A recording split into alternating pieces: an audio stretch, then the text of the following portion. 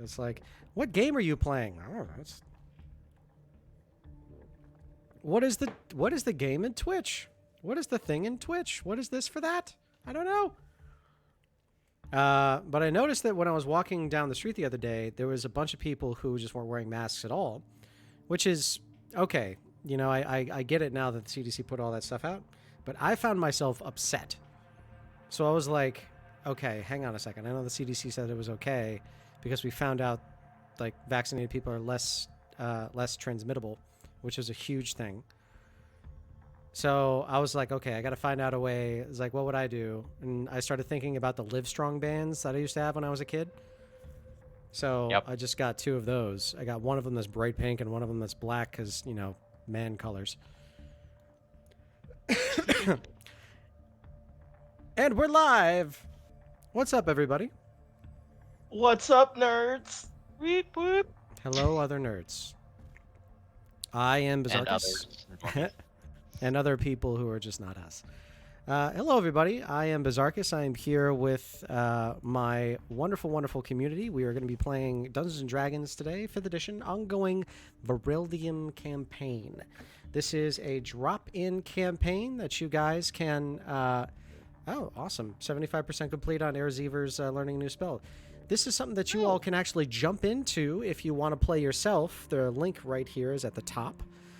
You can roll off your spot in the Vanguard, which are our 5 players that you see here. Or you can play as the Ravenous, who are going to be playing as the monsters who provide challenges to our players. There are no Ravenous today, so they're going to be going after me! Or I'm going to be going after them. Sorry. And try to ruin the rest of my day with the TPK. But they all went against Lord Geyser in the last session against a black dragon, which was probably one of the coolest fights I've ever seen. I mean, I sent my black dragon against other players, and they're down in 2 rounds. This was actually one hell of a fight. My heart was in my throat the whole time. Yeah. That was fun. That was a good fight. This is a 5th edition homebrew campaign, so I've created the world and a lot of the things in it. However, everybody here has been contributing a ton as well. So you're going to see a lot of playtest and a lot of manufactured content that could be very awesome, could be very broken. Either way, it's a ton of fun. Erziever just learned a new spell. It looks like the community challenge just landed. So you all may decide what spell Erziever decides to learn. He can learn a spell up to 4th level. You can learn any spell from any class, from any book. And you can cast it. I still hold my suggestion that I made before of Revivify. It's a good spell to have. But remember, you have to have the diamond. And last I knew, we still do. You had 1. Yep. So I think by now it has Madigan's fingerprints like clutched into it. If we were to cast, if Erziever learned that spell, would we need to leave the diamond with him to activate it?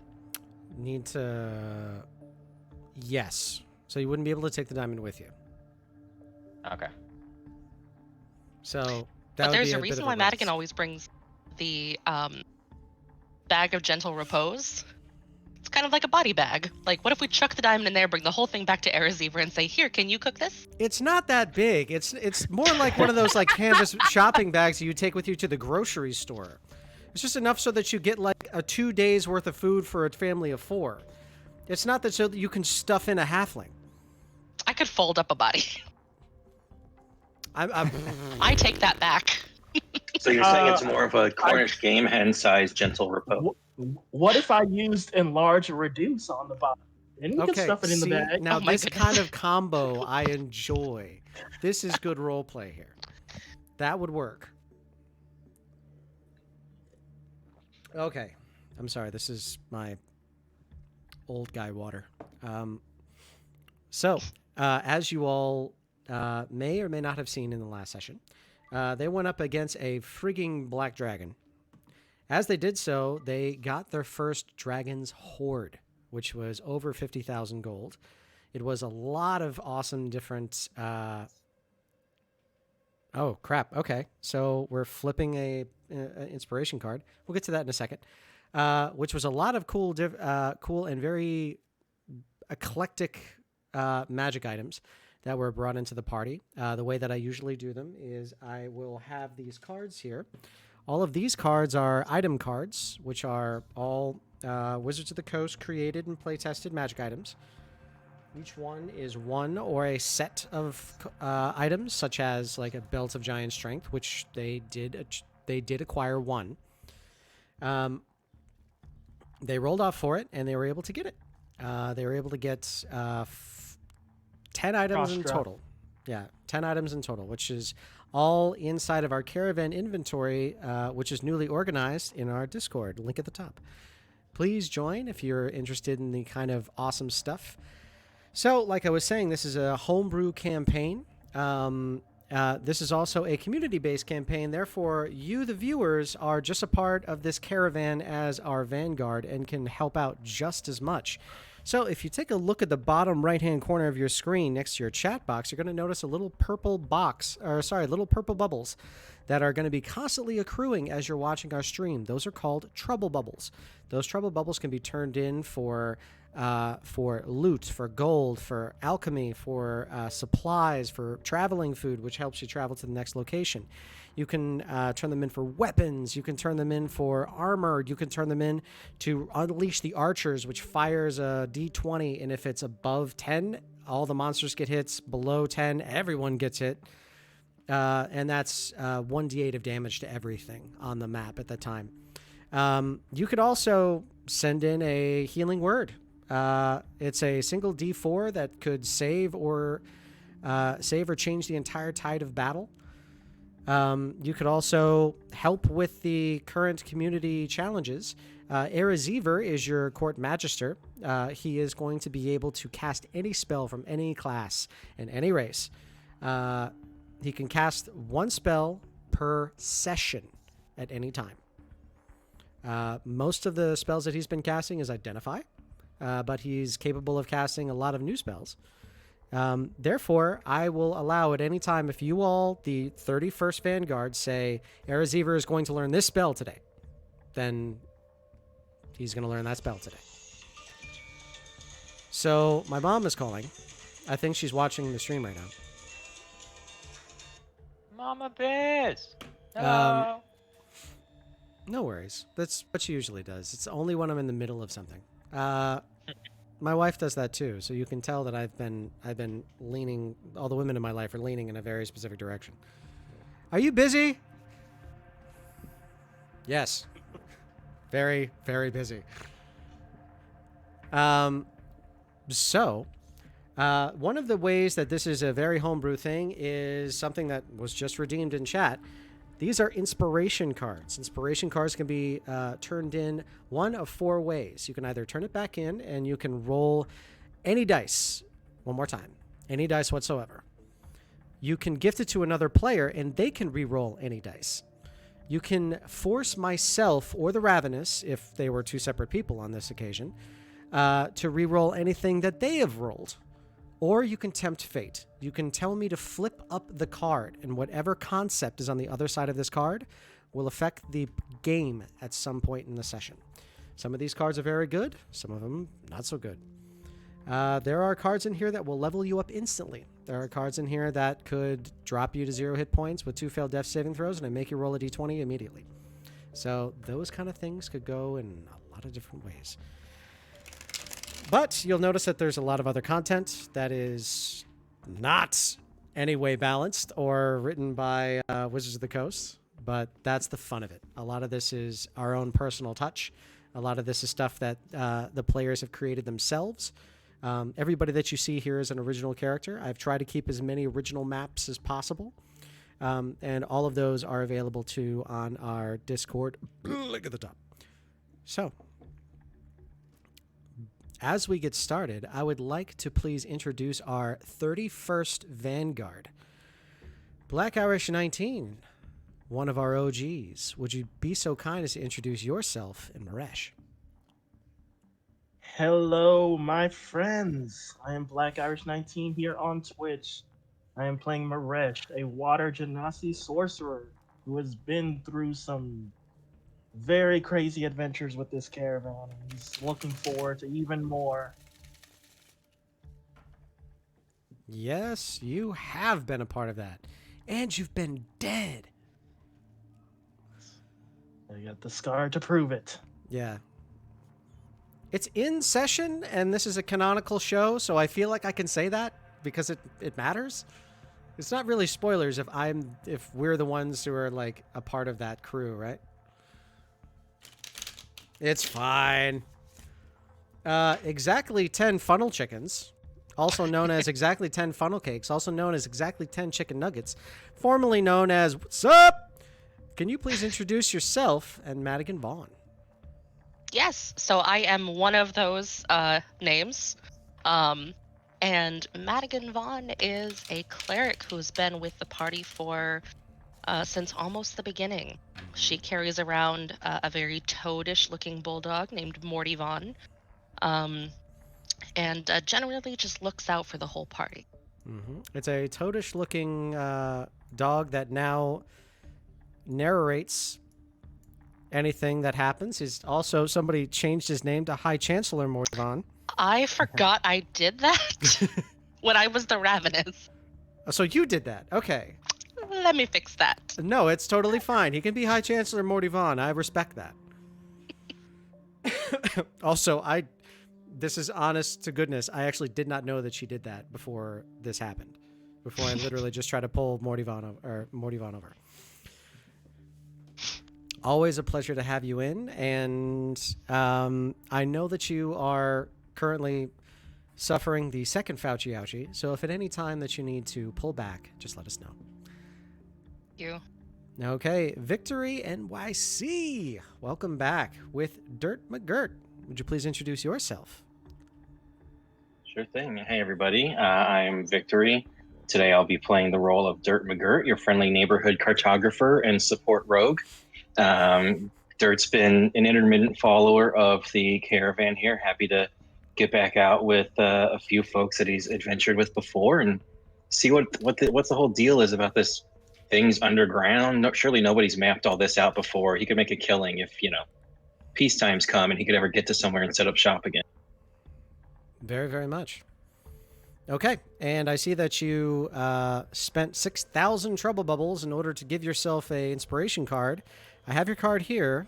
I'm going to flip it. Pick a player. Cannot be yourself. Should I introduce my backup character now? No. Pick a player. Okay. Oh, this is tricky. Okay. I guess I'll just let the dice decide. I'll roll a d4 and we'll just go clockwise along the UI you got. Okay, Oh, along the boy. stream? Okay. So 2. That's a 2. All right, so Madigan. Got it. I need for Madigan to please roll me a d20. Okay. Okay. Do you want to tell everyone Did what not you mean got? to roll that to just you. Yeah, that was a 2.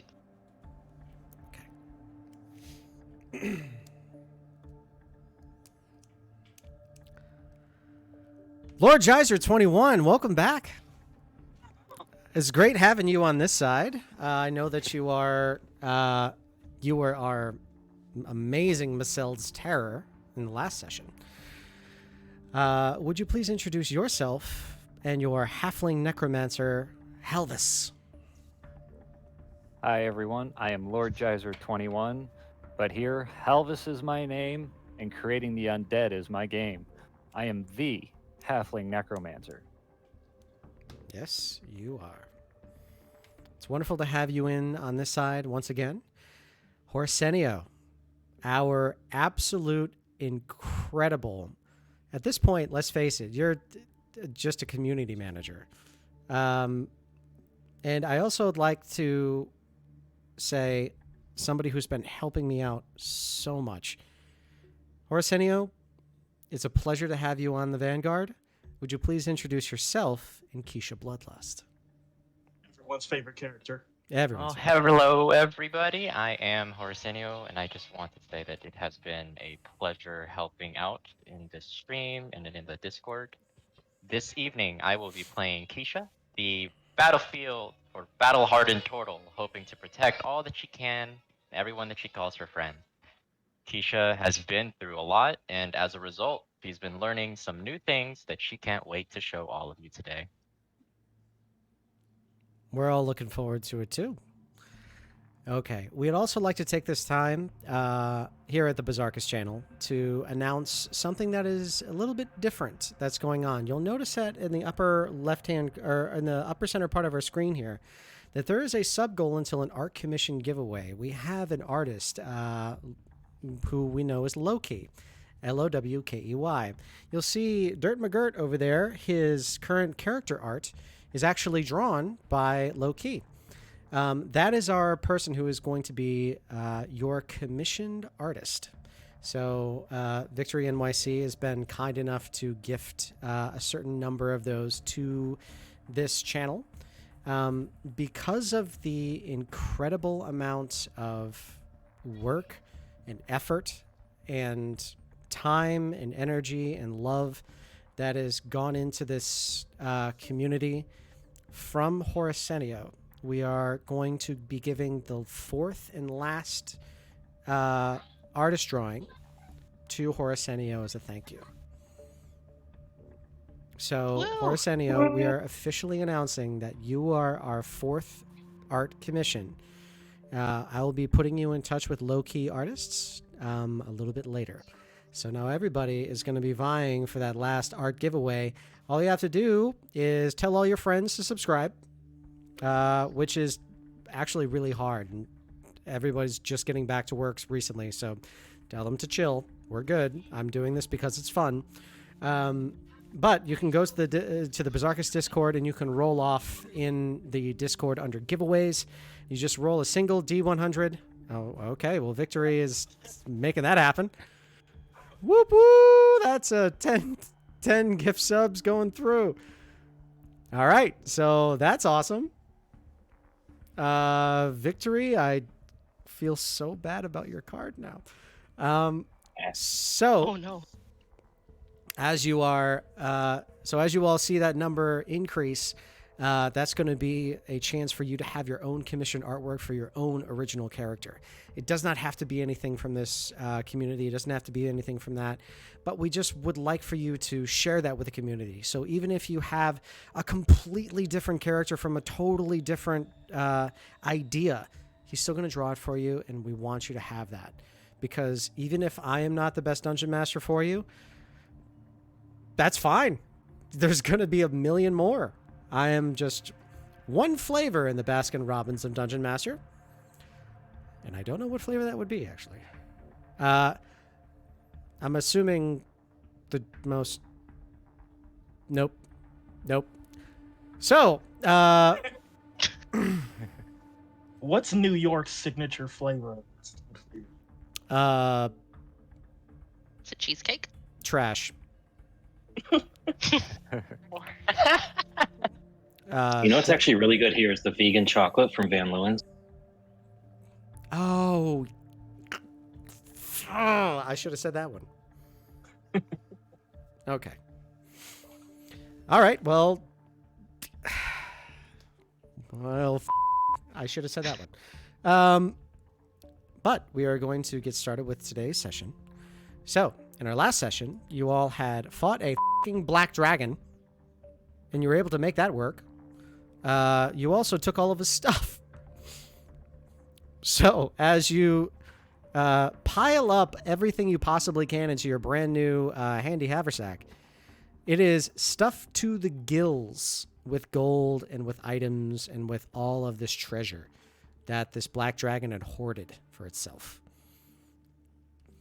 As you look around, you notice that in the area, which I will put everybody into one more time, I will allow you to recap from where we were before. So, although your tokens are not here, you can still ping if you wish, and I can tell you what is in this area. As you remember, Brinna had fallen through this portal right here, which is active. That portal led to Azukanazor's Rest, which you know to be one of the bastions on the other side of the front lines. So, a portal directly beyond. As you look above, you see that there is a massive black dragon effigy. It is not real.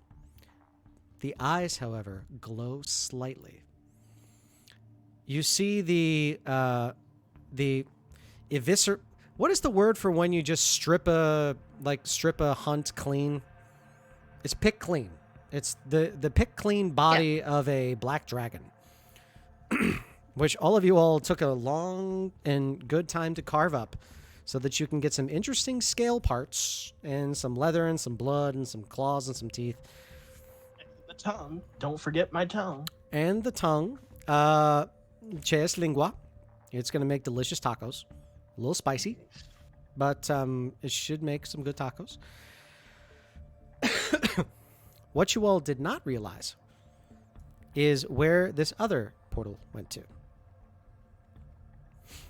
If you all decide to choose to investigate it, remember, Brinna was thrashed and thrown around. She did tell you that much. And it did take a fight for her to come back. So if one of you wanted to, you could potentially check this out. But as you explore and as you see this effigy of this massive black dragon, you notice that the horns are real. They're not fake. Those are real black dragon horns. Oh. So whatever dragon was this size at whatever point, that is how big it was.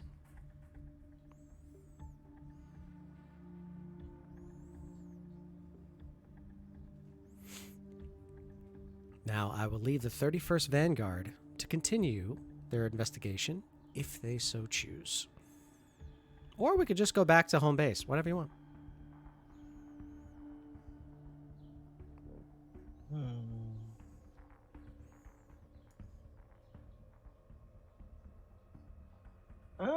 I kind of want to investigate the eyes. When do we turn down looking for more loot?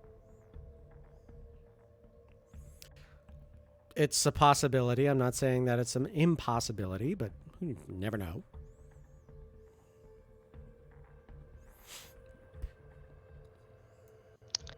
Well, not everybody jump at it at once. I'm just giving you the opportunity. There was just something that exactly 10 posted in the Vanguard tactics that I wasn't sure if she wanted to do first or... Eventually.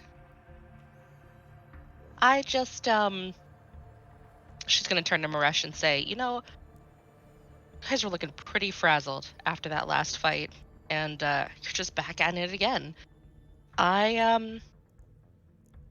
It was a hard fight, and I feel like everybody deserves some drinks. So at some point, whenever we get to it, I want to get back to the Cantina. I've already paid for the first round of drinks, so it's on me. Well, that is much appreciated, Madigan. I'm sure everyone will be quite happy with that. Yeah, I think we can use it. Hooray, drinky drinks. Okay. Should we check out the these eyes in the meantime? Yes. Yep. Okay. So who's going to examine them? I heard Madigan and Keisha both say yes. Is that correct? Yes. I will be happy to assist if someone wants to examine them too. Yeah. Maresh will examine them. Okay. So we'll say that for the sake of verticality, unfortunately, Halvis and Dirt are not going to be able to get to that height. However, Madigan and Keisha and Maresh are going to be able to scale up. Bad pun. Sorry. are going to be able to climb up and get over towards the very front of this effigy. As they climb, can I get everybody to roll me athletics checks, please?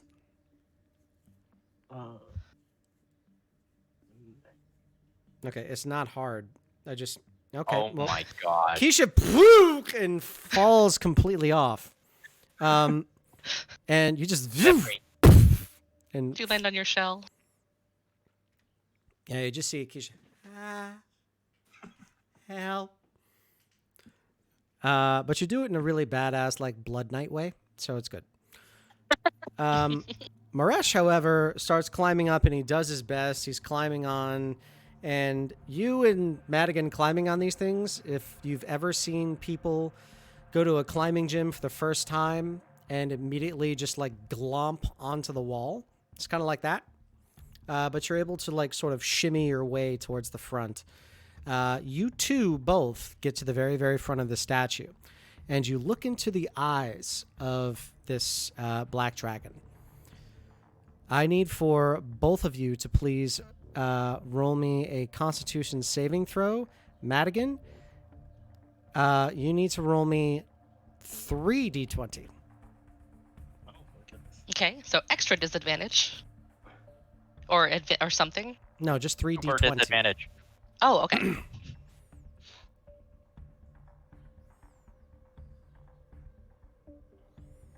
Okay.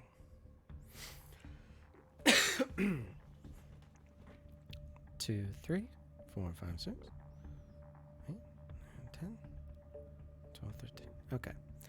So, as you all get up there, Maresh looks into this and he sees what seems to be like a swirling vortex of like wind and rain and some kind of like almost like a tumult within this orb that is sitting within this eye socket. And it is an orb. Madigan, you look inside and you swear you see your hometown. You start looking deeper in and you remember the street. You even know who lives there. You remember what their house smells like as you pass during midday. And the more that your mind goes through it, the more that you start realizing you don't feel like yourself anymore. But you still have full capabilities and full faculties. What are you both going to do now? I'll try to remove the orb from the socket, I suppose. Okay. You Madigan. Oh, sorry. You go up and you just scoop it up, no problem. Sick. Is Madigan still seeing her hometown? The nostalgia on you is intense. If she's still seeing it in her mind's eye, like she's gonna want to move towards it. She hasn't seen her in so long. The closer that you get and the closer and more that it takes up your vision, the more that your senses start playing tricks on you. The more that you feel your hometown. You start putting your mind out and you can feel the rushes and reeds in your fingertips as you move past the fields. You start to inhale that fresh mountain spring air as you come through just next to this small creek. And then you start hearing the sounds of laughter and start hearing the sounds of happiness as people sit down to a family meal outdoors underneath an apple tree. The sounds of two dogs barking. And you are inches away from this orb. She's just gonna try to call out to. I don't know if anybody would be able to hear her, but she's just gonna call out, "Hello, hello, I'm here." You all start to hear her calling out, and as that happens, you start to hear her voice shift. Hello? Hello, I'm here. I'm here. Something's happening to Madigan. I'll reach over and shake her by the shoulder. Madigan, are you okay? He shakes you out of it, and you notice that you're still back in the same place that you were before. But that orb is calling you back.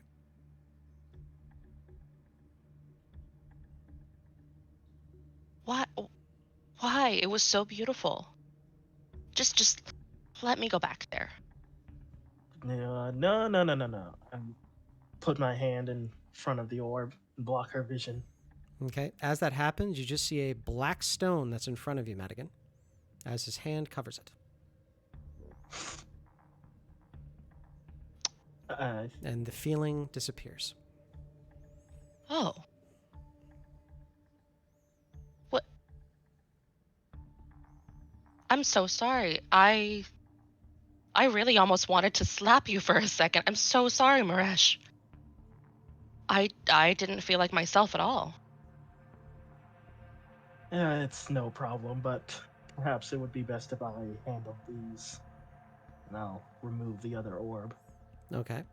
As you pull this one out, this one's a little bit harder, and it's also sticky from behind. As you pull it out, it almost feels sticky like molasses. As you pull it and it rips out. Well, it's a little gross to handle, but you have them. No.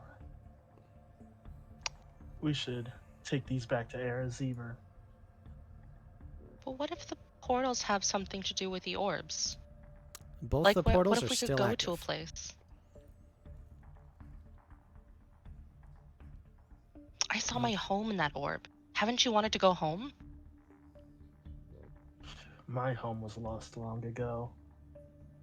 There's nothing to go back to. I'm sorry, Maresh. It's fine. I should have thought about that. Those portals are dangerous. We should be careful if we're going to investigate them. We nearly lost Brenna the last time we were here.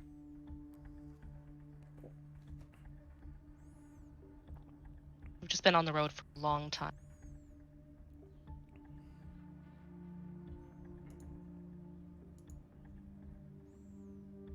So now that you have both the stones, what are you all deciding to do?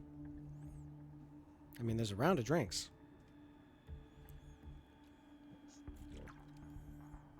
Yeah, I could definitely use a drink after that. Yes, let's go medicate Madigan a little bit and let her forget her woes. Oh, this wasn't supposed to be for me. This was supposed to be on me to celebrate you guys.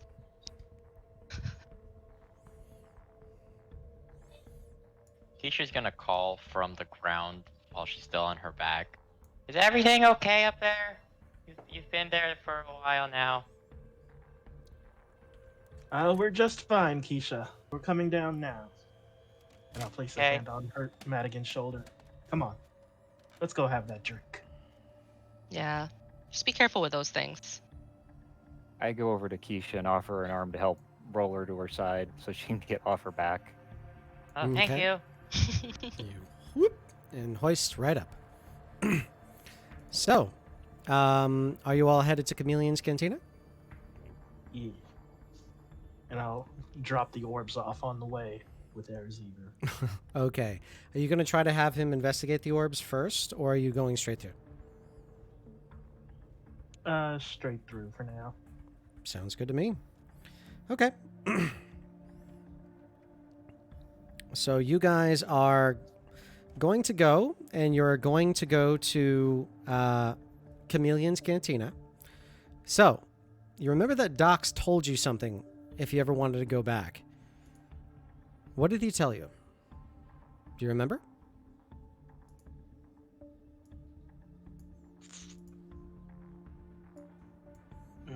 I will give a card of inspiration to anybody who remembers what he told you next time you wanted to come in.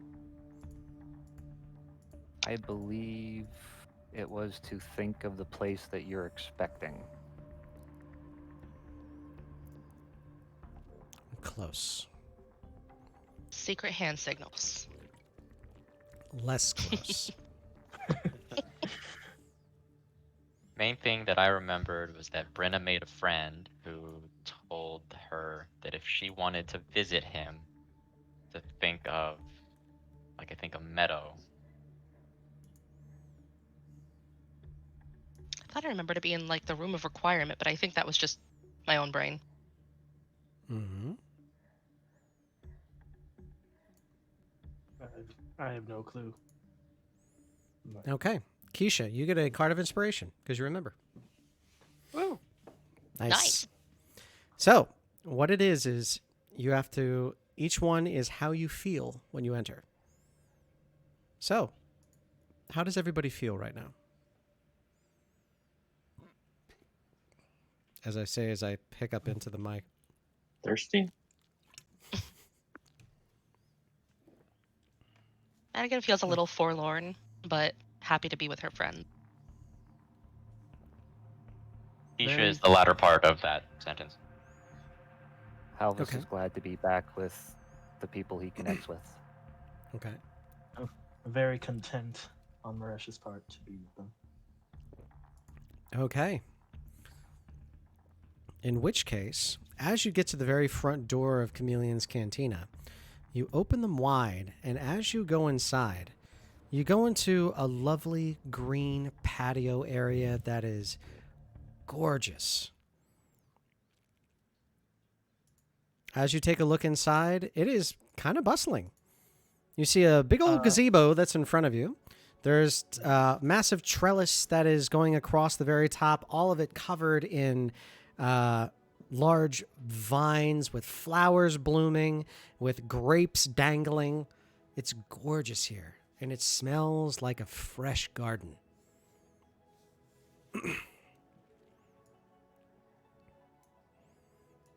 Also, Halvis, I've named your skeletons Guildenstern and Mindless. I saw that earlier. I thought that was hilarious. Oh, this is so much better than that cave. Oh, Or sorry, you named the Mindless. I knew the other one, Guildenstern. I like Guildenstern. Figure since he was gilded, you know? oh. Yeah, he's the one wearing the Ring of Dying. So as you go in, you see Dox right behind the bar, and as Dox moves a little bit closer, he's, "Hi to the rest of you. Are you thirsty? Oh, Madigan, you're back." Yes. So these are my friends who I wanted to bring in, have a round of drinks. There was such a fight last week with a dragon of all things. So I really wanted to celebrate them. That's a great story. I believe all of it. Sure, no fighting in here. If you guys want to have a seat, go ahead and sit wherever. That table's taken. So just avoid them if you don't mind. But the rest of you, welcome. I'm Dox. This is my establishment. I see that you figured out how to think your way in. Huh? Nice. You didn't go to outer space this time. You guys went to outer space? In a manner of speaking. It was a very pretty location, but I think I prefer this one. But was it spacious?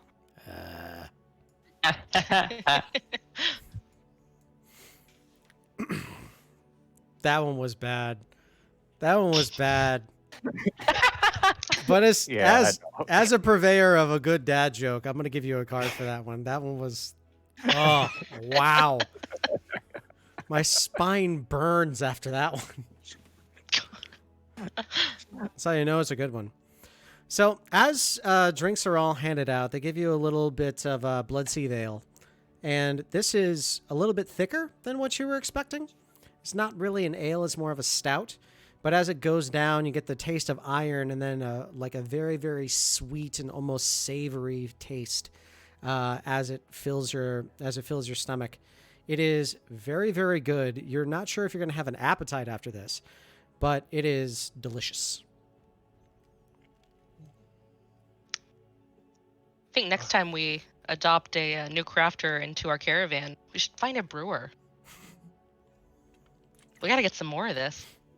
Doc says, well, if you wait for, I don't know, maybe about 6 days, you can ask those guys back there.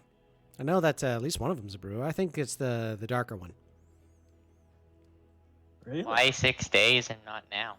I think they're on a mission right now. They got a lot of adventuring types that come through here. Oh. Well, Well, that's understandable. We wouldn't want to get in the way of their business. Well, I mean, I can make an introduction. Do you want me to? I'd be happy to.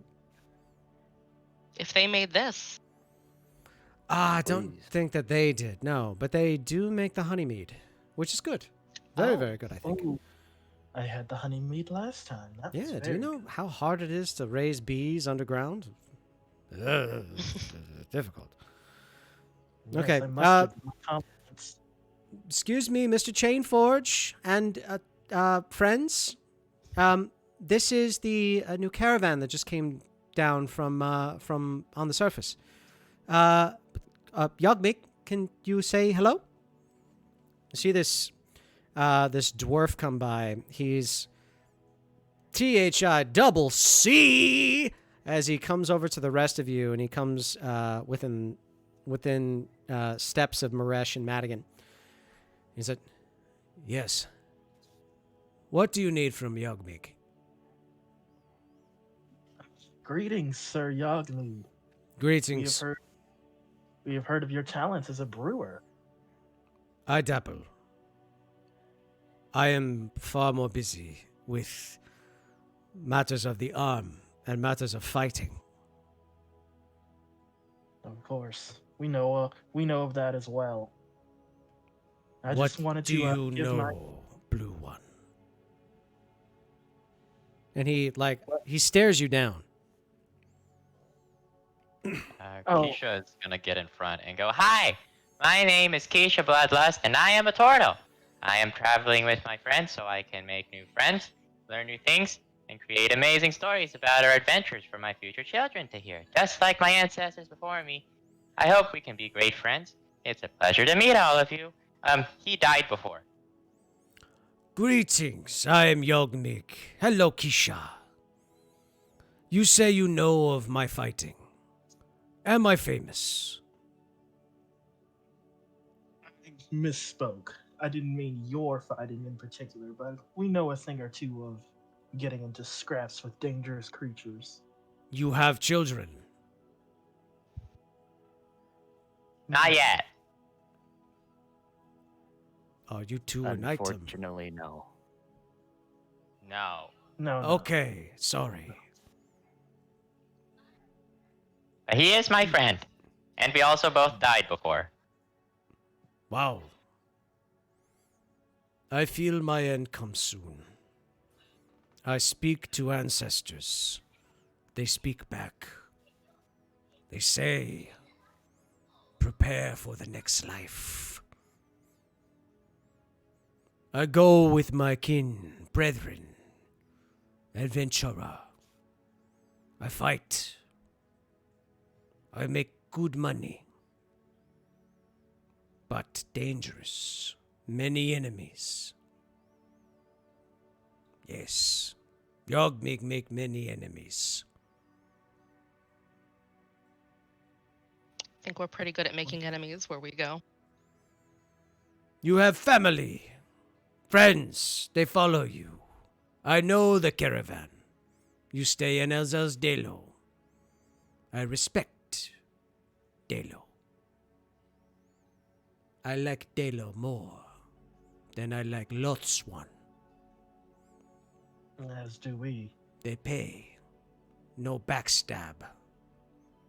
Learned Madame once, Delo has treated never again. Madame Delo has treated us very well. When I finish with this contract, may I join? Of course. Absolutely. The caravan Yay. is welcoming to all comers from all walks of life. I Your need past to. doesn't matter with us. I need to find someone special. You Well, speak it- good words to Yogmig. I feel we friends now. Of course. Yay, new friends! Should you need any help, you know where to find us. I will find someone who knows where to find you. We've just met. Come, friends. Away. Last contract. And you see them all gather all of their belongings, and they leave. I need for everybody with a passive perception above 13 to roll me an active perception check. Oh, I'm 12.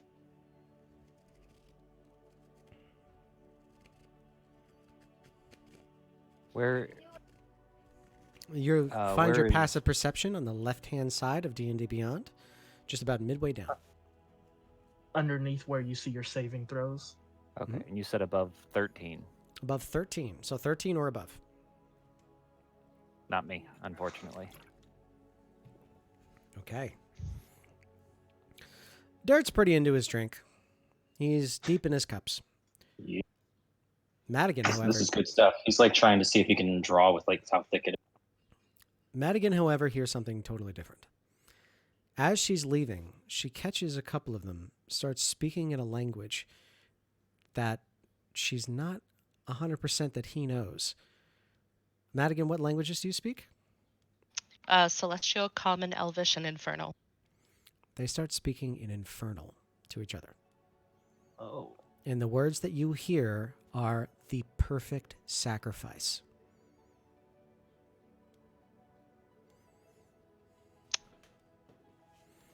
Okay.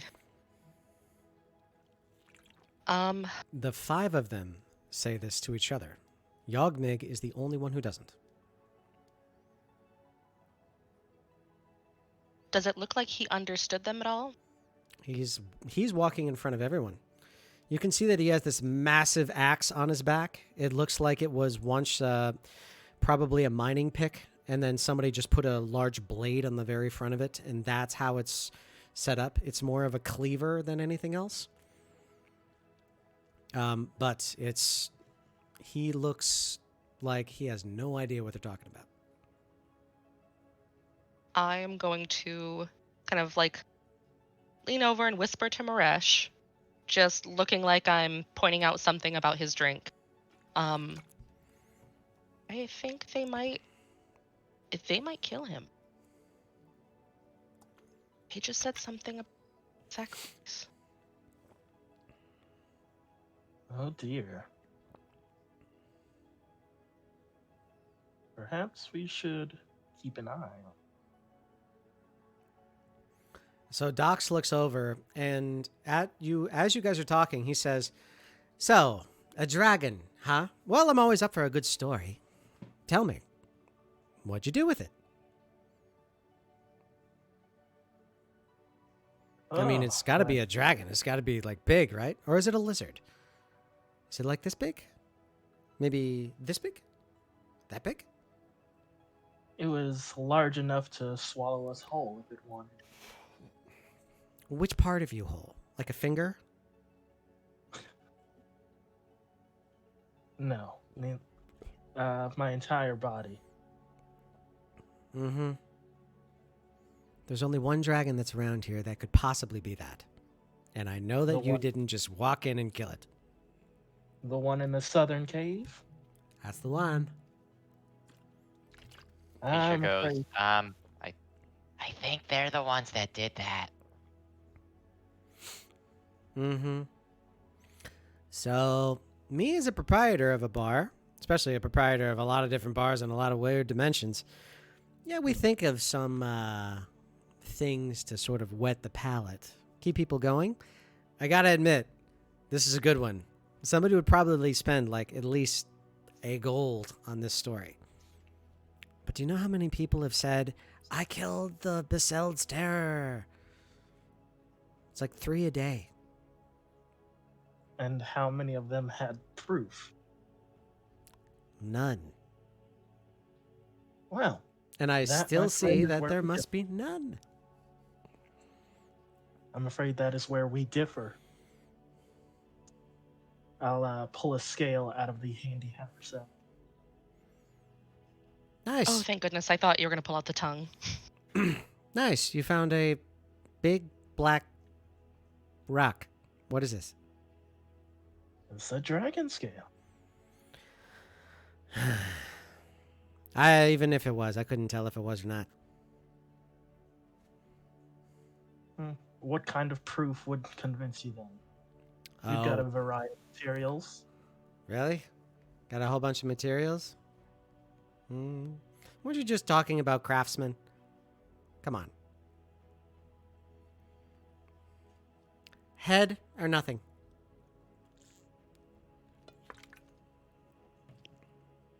Ooh, I remember seeing that. I can carry that over here. What? If you'd be so kind, Keisha. Okay, I'll be right back. Okay, you're lucky that your bill is paid. While we wait for her, another round of drinks, please. Oh, sure. He goes in the back and he comes out with another flagon of the Blood Seed Ale. You all drink that down. Madigan throws hers back. She just drinks it basically in one gulp. Okay. Dox looks over, and as that happens, he says, I wish you were in my other room right now. Sorry, that was weird. I wish you were in the other bar so you can show everybody what you just did. That's what I meant to say.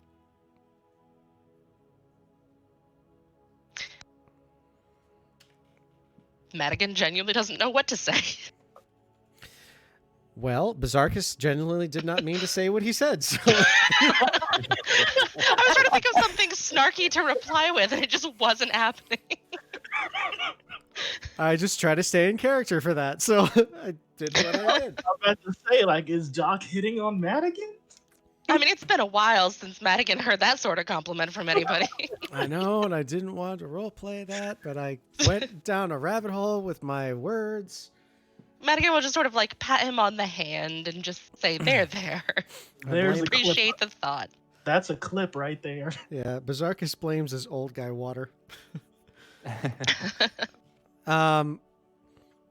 So as you throw everything back, it takes maybe about 10 minutes for Horsenio to come back. And as that happens, you all are inundated with about 120 different people following Keisha into this location. As this happens, he comes and brings the actual head of the Micel's Terror and puts it down on the table. Or puts it down on the bar. As that happens, you see Dox fall down on his butt as he looks at the tongueless head of a black dragon. This was what you wanted to see, right? As that happens, you just hear him.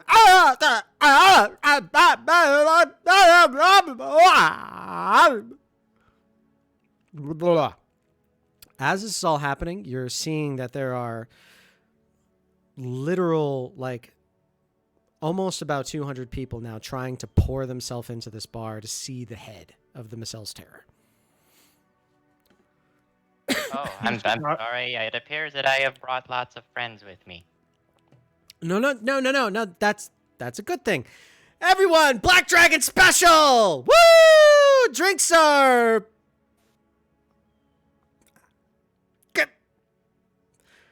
25% off. You hear a lot of people go, boo. 50% off. 2, please. And you hear them starting to order. And while that's happening, he goes, yes! And he says, good job. The rest of your drinks are free. See ya. And he starts running into the back. As that happens, you start watching as dozens of flagons are just floating onto the bar.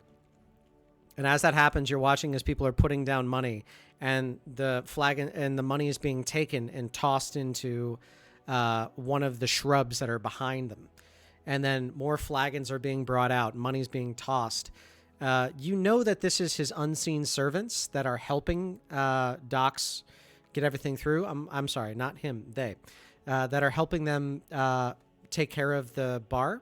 So it's just constant unseen servants coming in and coming out, coming in and coming out. Just buckets and buckets and buckets and tankards and gallons of ale and drink being served, all so that they can get a look at the Black Dragon's head.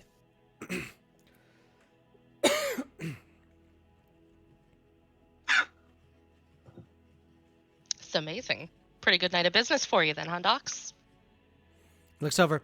Hell yeah! As he looks over towards the door, as you see that he's just coming out with like an entire party tray full of little sausages and cheeses and things like that for people to munch on. Need any help back there? No! Could I put in a special request? I got No! something I'd like to pick up. And you see that he just instantly, every time you ask him a question, he does come out and poke his head out. But the moment you ask for the special request, he just, no! And he interrupts you entirely. Understandable. They're busy. Okay. So it's hard for you to move. You all lose sight of each other at many occasions, especially Halvis and Dirt, as they look over. But you're seeing hundreds of coins being exchanged at this point. And as that's going on, it is getting ridiculous. So this entire area is being filled to the brim.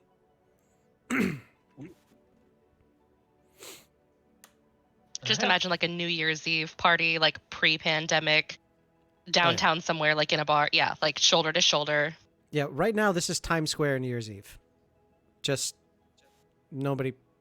Never mind. I was going to say something that everybody in New York knows about, but no one else in the world should ever know. So, as that happens, maybe about 2 or 3 minutes go by, and you hear a "Ah!" coming from outside. Ooh. Everybody turns and looks. I'll push my way through the crowds and try to head outside. Okay. You notice that there's a few dozen people that are all trying to rush outside, and as that happens, you watch as their bodies just they just disappear in a flit of light. As they exit, or just while they're still in the room with us? As they're trying to leave, after trying to go outside to see what all the commotion is.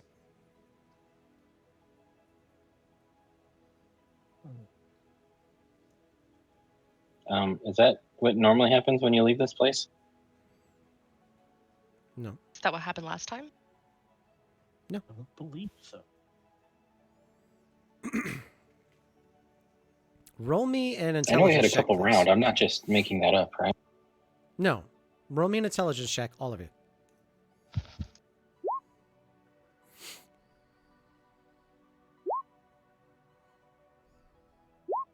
Okay. Okay.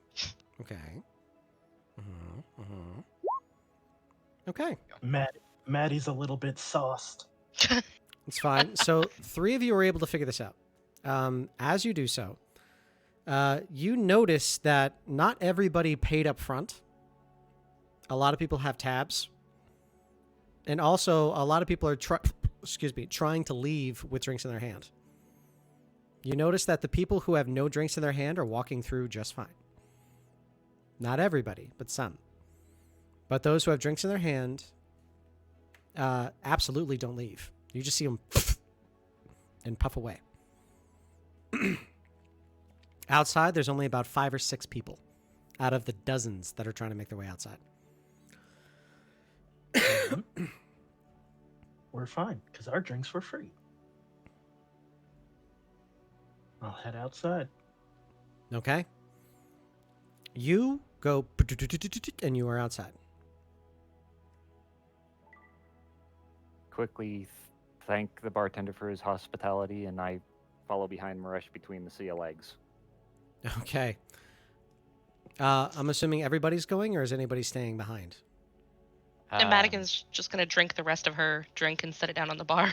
You said you downed it, so your drink is done. Your drink is done. Oh yeah. Oh, I thought that there was other drinks after that. My mistake. There was. You just didn't order any. Oh, okay. I'm in the Madigan mentality right now. No problem. Tisha is just gonna be staying near the head, so no one tries to take it or anything. Good plan. Okay, so Keisha's going to stay in. Totally fine. As you all go outside, you all see what everyone is looking at. You can see that there is a currently vivisected Yogrim. His body is cut with a Y incision, one straight down from the center of his chest, spread out, and his ribs open wide.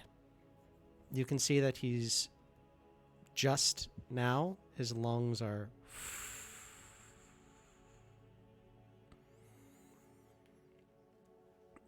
For everyone who's outside, please roll me a medicine check.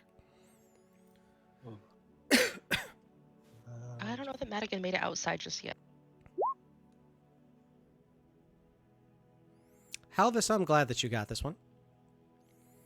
Halvis is able to notice that he has just expired, but not for the reason that you all may have thought. His heart is missing.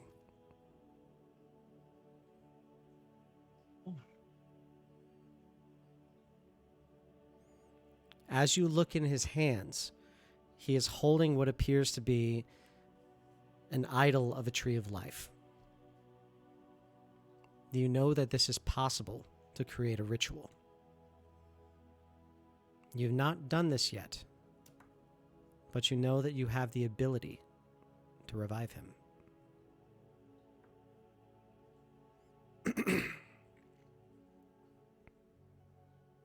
I will throw off my cloak, revealing what I've been hiding from most people. As you see my left arm. As you see him remove the cloak, you see him in these tight wrappings that are of multiple colors of purple, black, white, and some gold. And you notice that his left arm is completely skeletal. You see that there are carvings of magic runes and arcane symbols all the way up it. As you see tiny little gemstones embedded within as they shine and glisten. And as he moves them, you see them glistening a little bit stronger, refracting light that is reflecting from nowhere.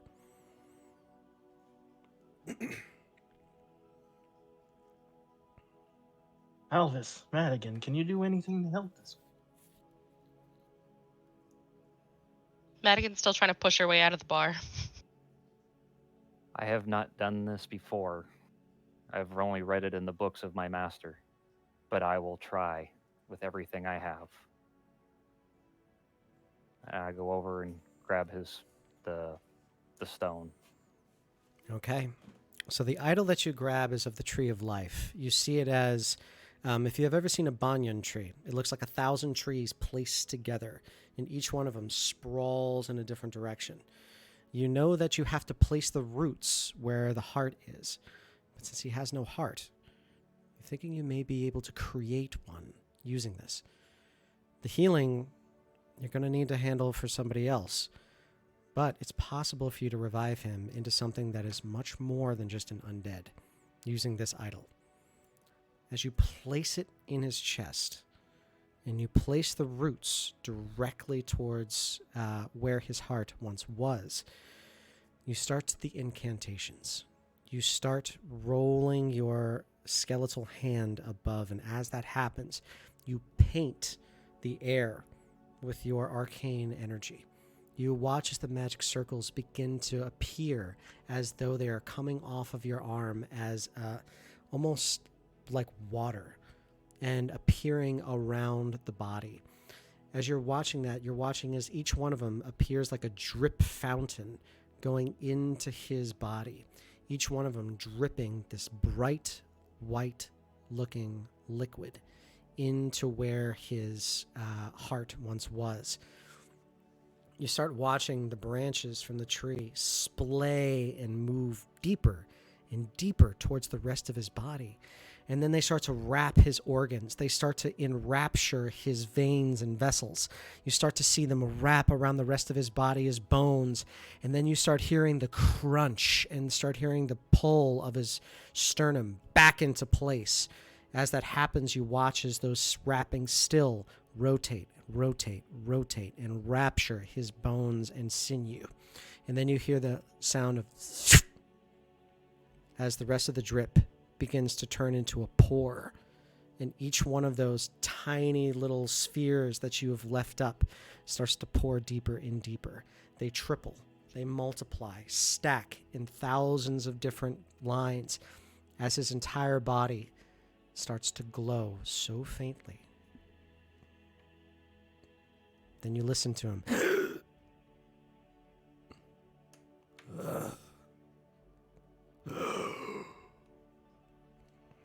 And he breathes again.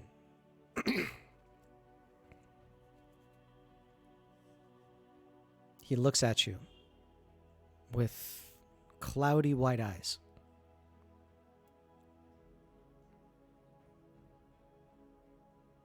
Are you feeling better? Can you move? Slowly, you see that Yagrim leans forward. He sits up straight, shakes his head, makes no other sounds, and then looks up at you.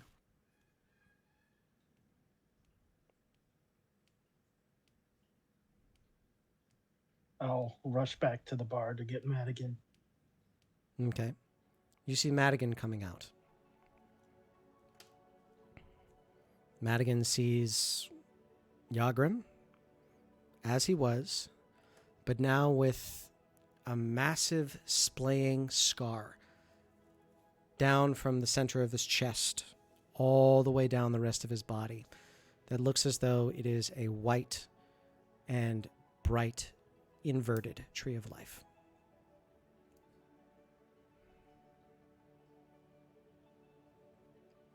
No wounds to be seen. He breathes. He looks. He can see. He does not speak.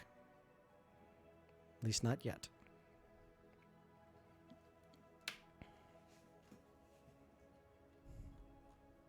What happened? When we came out here, he was in a very terrible state.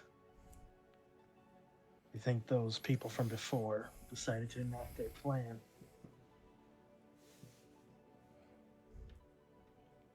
And Alvis did something amazing. Elvis, that's awesome. Were you able to heal him? I mean, he looks like he's sitting up. I'm not entirely sure. This is the first time I've done this type of ritual. Yagrim, can you stand? Can Yagrim you stands speak? up. Yagrim, however, opens his mouth and you just...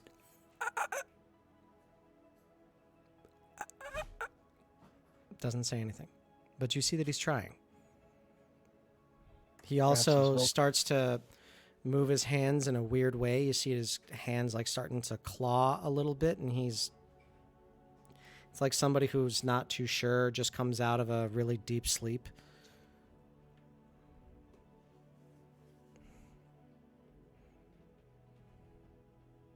Seems his vocal cords are still damaged. Never seen anyone brought back in this way. This is greater power than I'm used to.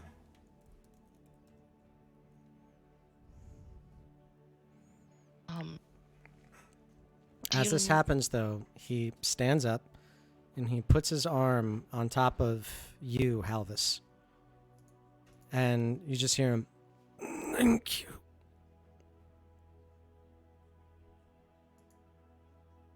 You are welcome, my friend.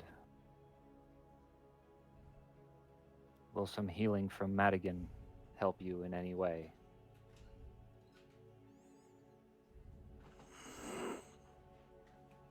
And he exhales deeply.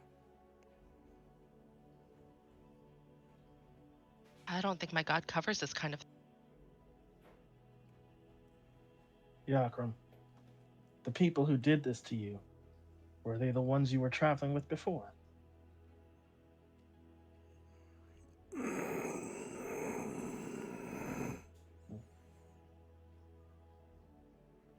Do you have any idea which direction they went?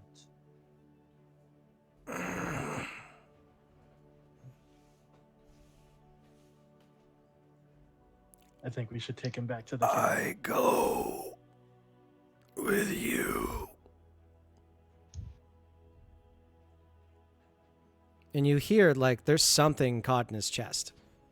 Like, he's trying to speak, but I don't know if you've ever been, like, asleep for a really long time, woke up, and then just, like, right after a bad cold, your chest was just wrecked. It's a lot like that.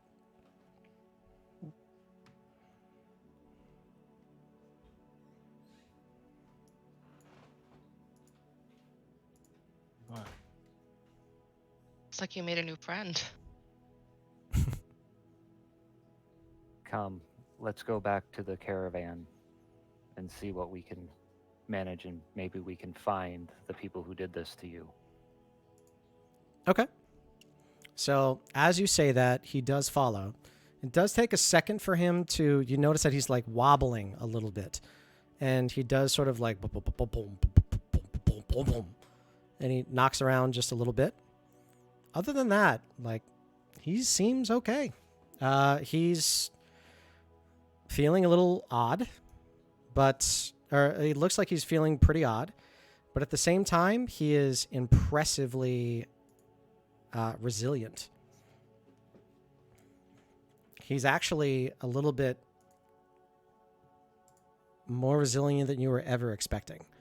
You've raised zombies and you've raised skeletons before. This is not that. This is not what you just did. He is definitely not the same person that he was before. But you did something.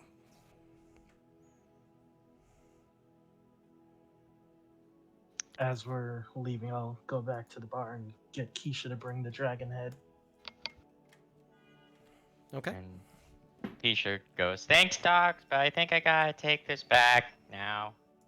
I can't see my friends, and I want to make sure that they're okay. So I'm sorry that your special thingy is over now. Bye." Okay, you hear a lot of Excuse me. people start going, "Aw." Oops. I think I may have portrayed too many things too quickly. So. That is cool, though. We gotta go out for drinks more often. But What was that?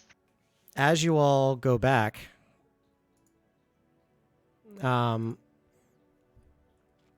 Yogrim is now able to speak. After a little bit of time, he does get his faculties back. And he is able to speak to you now. So, Yogrim, or however you would like to be called, you may now pilot yourself. Wait, what? And He's I gonna will be the corpse of back. Yogmig. And I will be right back. So please, in the meantime, go for it. What? My good Yagrim, would you mind if I give you a new name to signify your new form? Yeah. I christen thee Sir Rigel Bone Rattler the 16th. My greatest achievement.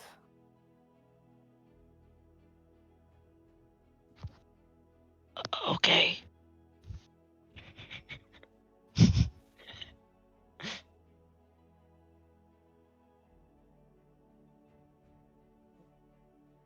Out Well, of character, I'm just gonna try to type that in.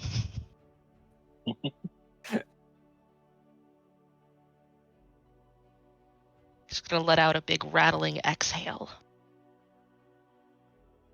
Surprise to our new caravan member and Vanguard associate.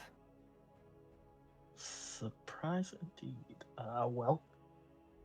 Welcome, Sir Rigel. Thank you. I And can he's exp- just gonna try to stand next to Halvis, watching, guarding I can assure you we will find the people who did this to you. You'll have your revenge. Oh, hey, it's that Yogrim guy. I thought you had a thing to do. Out of character. Oh my god. Yeah. Holy crud, dude. Oh. When did y'all plan this? Today, I think. What, like 2 hours ago? 3 hours ago? Yep. My hand's still shaking. Goodness.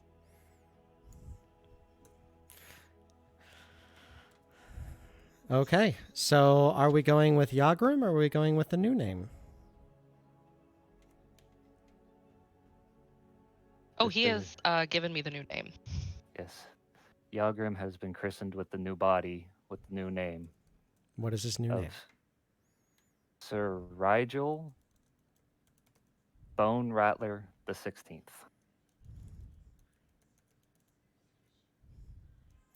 XVI. At exactly 10. What are you now? What? Chicken nuggets. You're chicken nuggets? No, you're not. You're Sure. funnel cakes. No, you're funnel chicken. What are you? I I'm a don't. dead guy Sorry. now. I don't even know anymore. 10 funnel cake chicken. Reborn barbarian, right? Yes. Barbarian. Rebarbarian. Rebarbarian. I like that. The rebarbarian. I mean, if you make a campaign that's set on, they could definitely carry around a piece of rebar as their weapon. Hell yeah. As somebody who has Do to a quick deal with test roll. rebar. Yeah, go ahead. Please.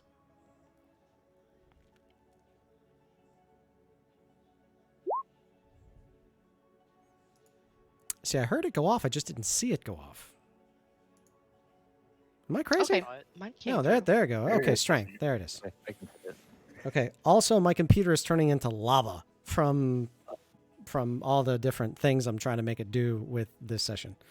Last time I have a notes app up, everything is pen and paper from now on. So much easier. And also doesn't burn my fingers when I try to type using the left hand. So,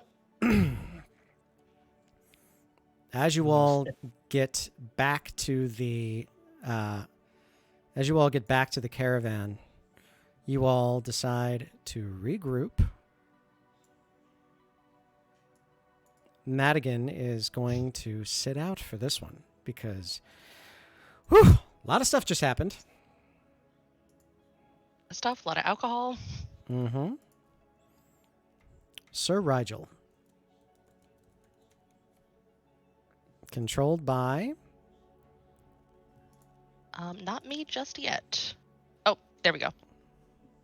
Well, takes a second. So There's we a have two lot. There's a skeletons lot of and a paperwork. revenant. Yeah. Yep. So, This is the most surprising character introduction I've ever seen. as you all are getting yourselves back and ready to go back out again, you now have Sir Rigel, who is with you. You remember that there are a few things that you could potentially go get done. You know that the corrupted constabulary, where you were fighting the Loathsworn Drow, and where you found the constructs, has not been fully searched yet. So you could potentially search there. You also know that the remainder of that adventuring party that was going with Sir Rigel, they need to die. They were also talking about a sacrifice. But a sacrifice to what? There's also the crystalline caverns, where you know Zircardan crystals to be found. They are incredibly powerful crystals that are able to disrupt and destroy magic and magic items. So, out of those three, what do we think the party is the most inclined to do? Also, we could just have a really cool shopping episode if that's what you want to do, because you have like 50,000 gold now. Well, before all this happened, I wanted to go back to the constabulatory, but now Constabulary. constabulary. Constabulatory, something totally different. And I Yeah, don't want to talk about what that is. Dirt's kind of curious who knighted Rigel during that whole process. He thought he watched the ritual, but maybe he missed some stuff there. He's also like very shocked with Halvis's reveal. Hunting down the people that just did this to Rigel seems like the most moral thing to do, but yeah, maybe that's the route we go. Unless I don't know, he's kind of looking to Maresh and Keisha, like, do we have unfinished business in this constabulary? There was. I mean, that's where we got the per machine corpse. We did not finish like looking around there. You didn't search anywhere. You were only involved in the fighting. That is true. But it seems like Sir Rigel has some unfinished business. And as someone who has been brought back from the dead before, he totally supports that. Oh yeah, looking around, Dirt's the only one that's like still on his original life, it seems like. Yeah, we've all had some very near death / death experiences. This is the Revenant crew. You're not wrong. That needs to be a thing. I think for What? now, our exploration should be put on hold, and we should exact some Righteous justice. I'm sorry, you said exact, and I thought you were going to say exact some chicken nuggets.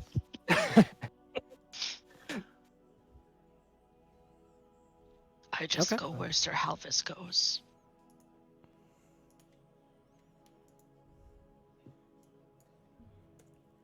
Well, you're a part of the team now, and we don't want you to have any regrets about that. So let's go take care of those idiots. who did this. Yay! That means I get to play with a corpse. I mean, I heard this guy's pretty good with an axe. Let's check that out. Okay. This will be a good story for your book, Keisha. Oh, I can't wait. So, in which case, I would like for you all to please equip yourself for the incoming fight. So, I would like for everybody to please go to the caravan inventory, newly organized, and tell me what you all are deciding to bring with you on this hunt. Because it's a hunt.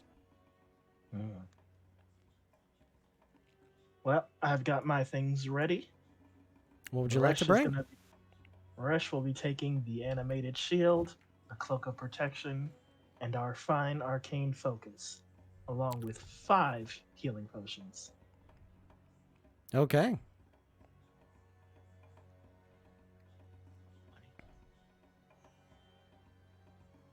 I will take up the helm next. I would take the Elven Chain, the Wand of the War Mage. I'm going to take a Wand of Wonder. Oh boy. I'm going to grab 2 healing potions. And if nobody has any qualms about it, I think I'll take the Belt of Giant Strength as well. Okay. Really? Burly wizard. Okay. I have my axe. I need nothing else. Keisha is going You to don't want any look armor? at the inventory and pass on a. Let's see, what was the axe that I found in there? I know there's like a battle axe +1. Yeah. There are 2 of them. Are you sure you don't want this one?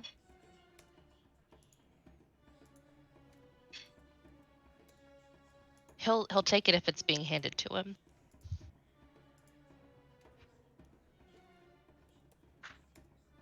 It is. Gives it a couple swings. Okay. It's quite nice. I will fight with this. You have some very fine armor if you'd like, also, Rigel. No, I fight with no arm. As you wish. Still have your arms. Better with no armor. Okay. So, does the Vanguard feel fully equipped? Keisha's gonna go with her assortment of things.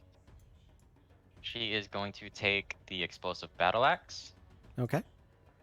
1 antitoxin, a neutralizing powder, blizz gel, 1 ammonia inhalant, 3 healing potions, 2 chaff suspensions, and would Dirk want the winged boots?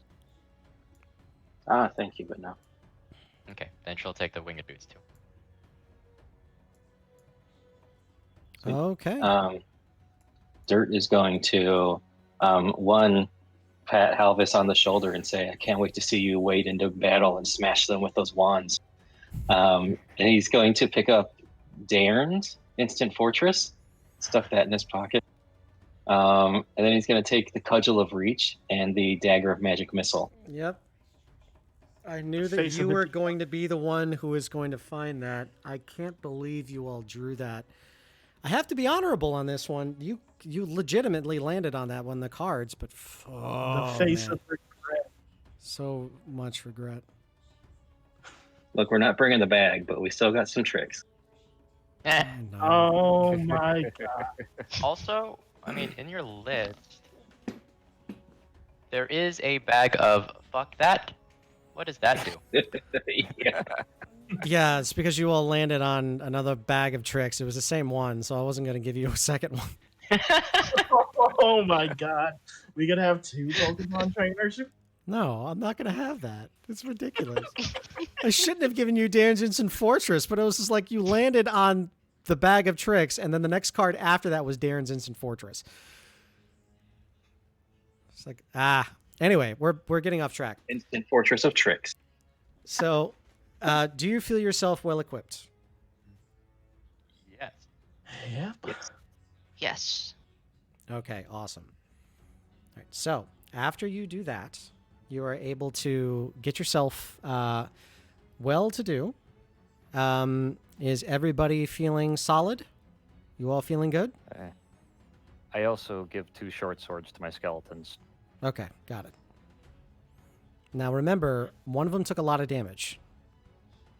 Do you have that taken into Yes. consideration? They do not restore hit points normally. I believe it's 15 and 20 at the moment. Right. Yeah. Mindless is the one that has his head missing. Yes. And his head's in my pack. Yes, it is. Just in case you need a skull. Okay. Do you all feel like you're ready for this upcoming fight? Oh, let's go get some revenge. Ready? Do Okay. this. In which case, here we go. As you all search and you begin the hunt for these for this team, Sir Rigel is able to point in certain directions, remembering where he was supposed to go. As this happens, you all remember this area. You get just outside of Micelles Delo, and as you're here, you remember this place. This is the entrance to Erelem's sanctuary.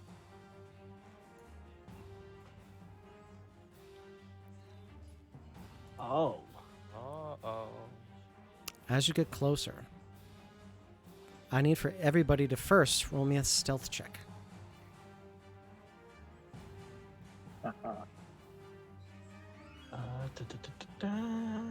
This is a group stealth check, so it doesn't really matter about how much you get. Ouch. But not saying that everybody's doing great, because they're not. So you all get forward, and Guildenstern and Mindless are just clickety-clack, clickety-clack, clack, clack. Helvis is doing the same thing, but actually saying clickety-clack, clickety-clack, clack, clack, clack, as he's moving forward.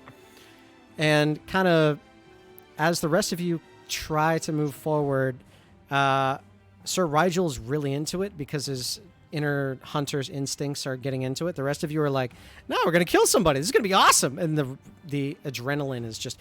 You can feel your heart pounding in your chest. As you get closer, someone says in Undercommon, there's somebody here! I heard him! Everybody! Oh! And I need for everyone to please roll me initiative. Maresh is getting a little bit antsy with it.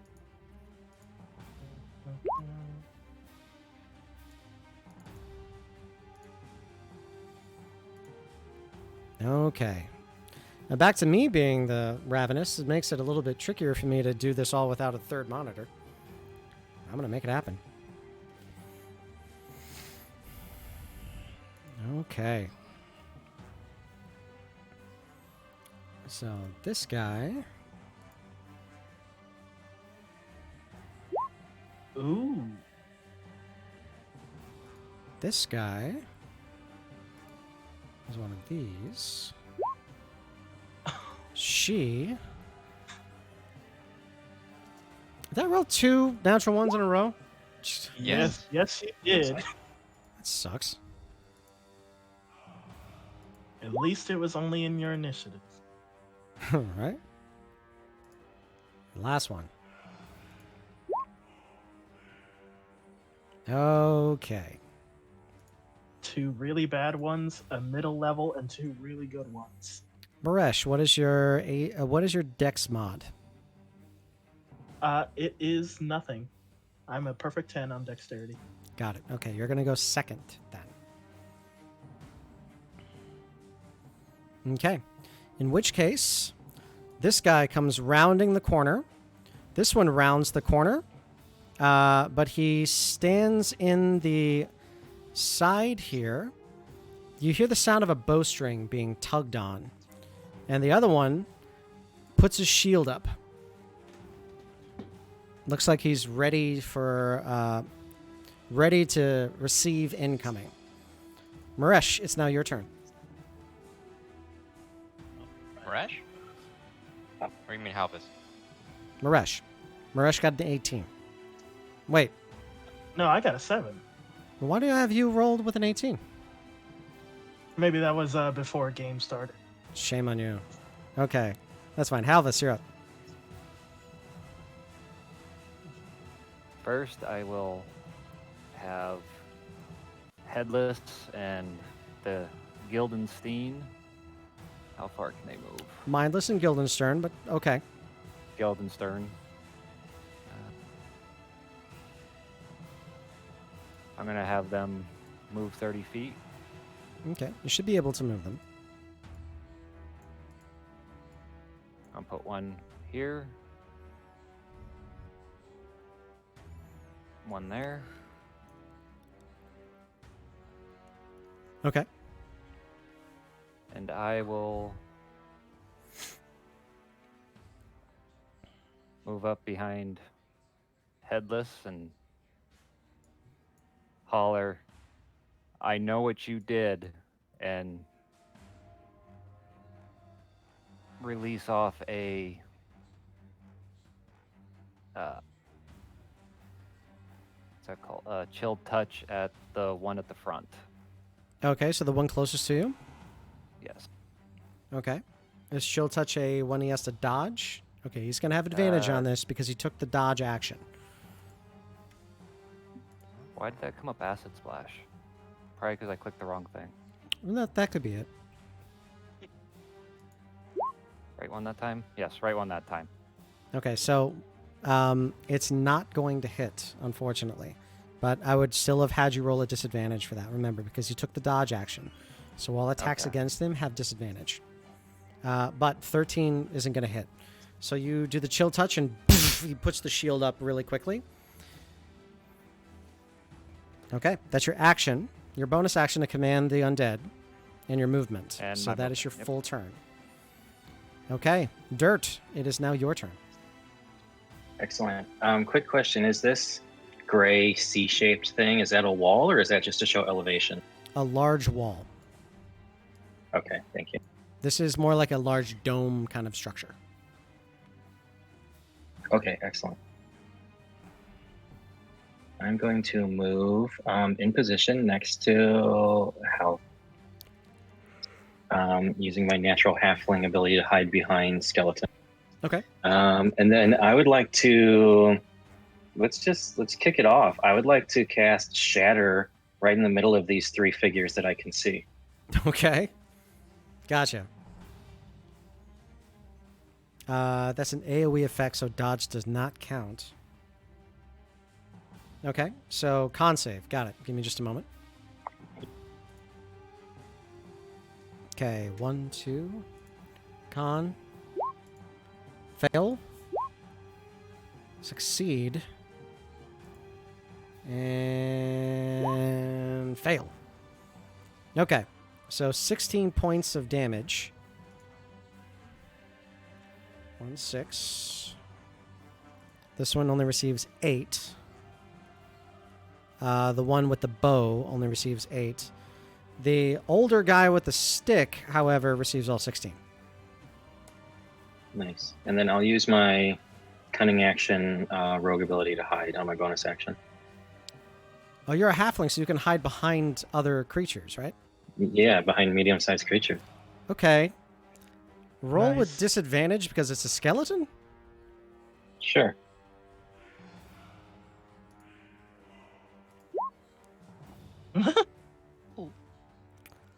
I mean, But you he's do shiny like and the gold. you do like the pose thing where you try to get behind him as much as possible and like marionette. Yep. So it's an active hide, but you're doing it. Sir Rigel. Sir Rigel is going to go into a rage, Yes, he is. and seeing that Halvis is now in combat with some of these guys, he is going to head down here, Okay. and he is in a frenzied rage. So he is going to make 2 attacks with this first guy, and then his bonus action attack is going to be on this guy. Oh, damn. Okay.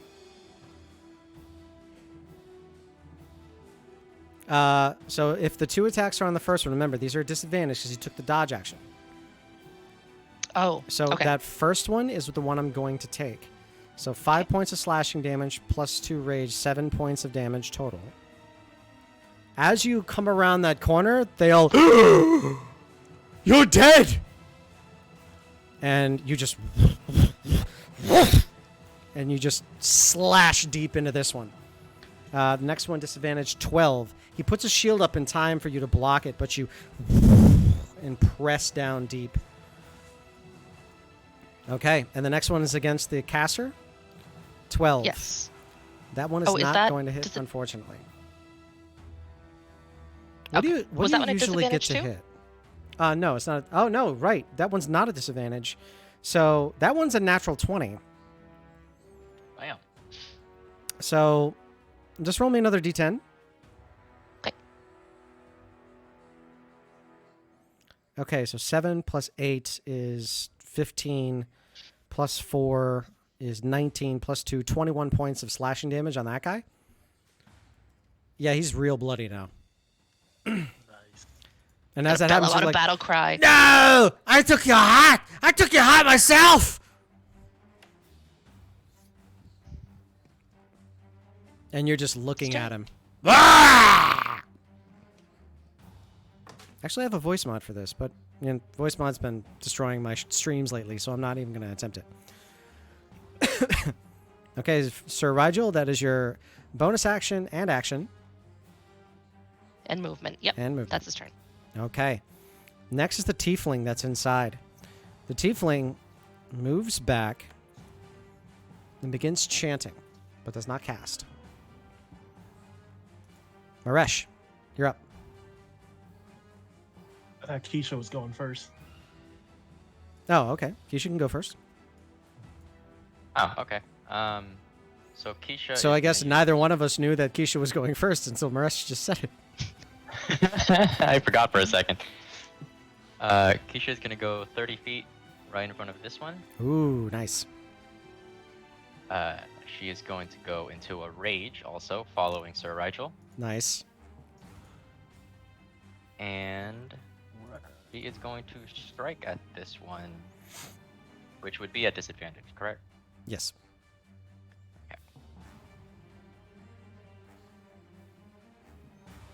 An 11, unfortunately, is not going to hit. Okay, she'll try again. Oh, wait. Your rage isn't active in this roll, is it? It is not.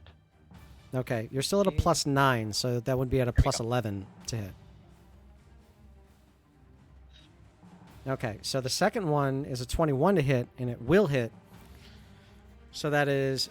you're one-handed because you have a shield, right? Or am I wrong? Yes. Okay. No, it's a one-handed. One-handed. It's 1d8 plus 8, which is awesome. So 9 points of slashing damage plus 2 because of rage. So 11 points of damage total. Are you going to unleash a charge? No, I'm not. Okay. She's going to be saving that for a little bit. Okay, that's your bonus action and movement. Mm-hmm. And she is going to say what she usually says, asking if, do you yield? Otherwise, I'm going to use your body next. Okay. And he goes, God, never! Ah! All right. Maresh, you're up.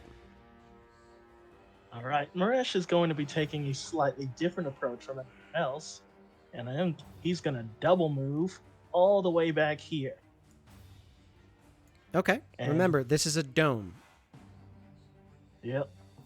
Gonna Okay. go all the way around Okay, as long as everyone's cool with that. and hold the action just in case anyone shows up of an Eldritch Blast. Of an Eldritch Blast. Got it. Okay.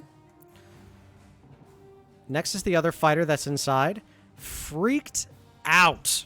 He's going to go on the other side of Rigel, giving himself advantage and attacking twice.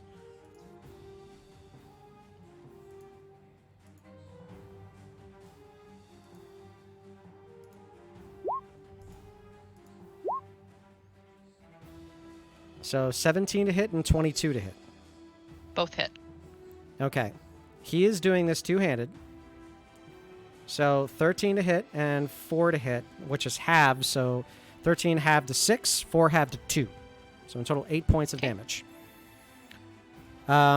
Being so freaked out, he is going to use his second wind and attack you 2 more times at advantage. Second wind 13. or action surge? What did I say? You Second said wind. second wind. Action surge. Sorry.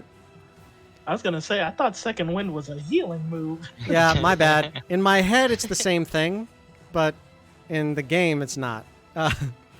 Okay, so Yeah, I've made that mistake before.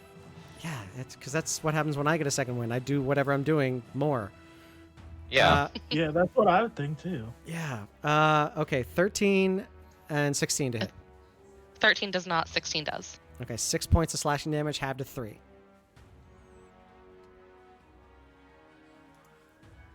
All right, it is now the spellcaster's turn. The spellcaster, seeing that there's a big, lovely group of enemies over there, is going to do what spellcasters do best. Throw Fireball. that good old fireball.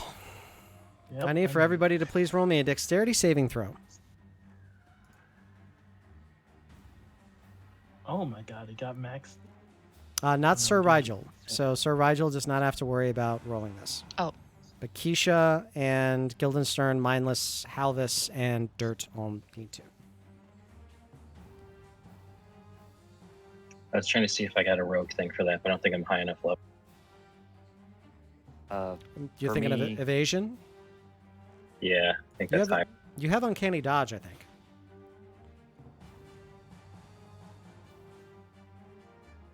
Okay. Your skeletons. So whoever you rolled for first saves. Whoever you roll for second fails. Halvis, you fail. Keisha fails. And Dirt saves. Is anybody using a reaction to do something cool? Just checking. Sadly, I don't have one for that. Neither do I. Okay. Me either. Keisha, you take 30 points of fire damage. Halvis, you take 30 points of fire damage. Is Guildenstern the one you rolled for first? Yes. He takes 15 points of fire damage. Mindless explodes. Ooh. Dirt, you take 15 points of fire damage. And he just goes, you! But stays put. Oh, no, he doesn't. No, he books it, and he tries to run. So, Rigel, you can get an attack of opportunity if you wish. Okay. Yes. Sorry, I'm getting used to the new name. No worries. Okay, straight hit. 25 absolutely does hit. 7 points of slashing damage. He just takes it, but he runs. Okay, top of the round. This one is going to try slashing away at Sir Rigel. You notice that his sword begins to glow.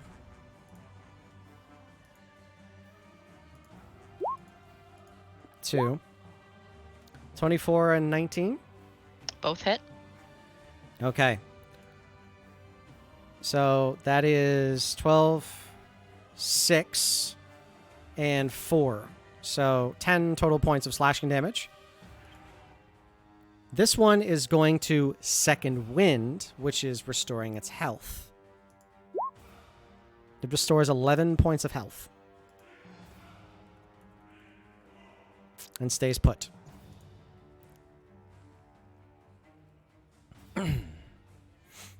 Okay. It is now this guy's turn. This one is going to come up to you. Give me just a moment. And he pulls out a long knife.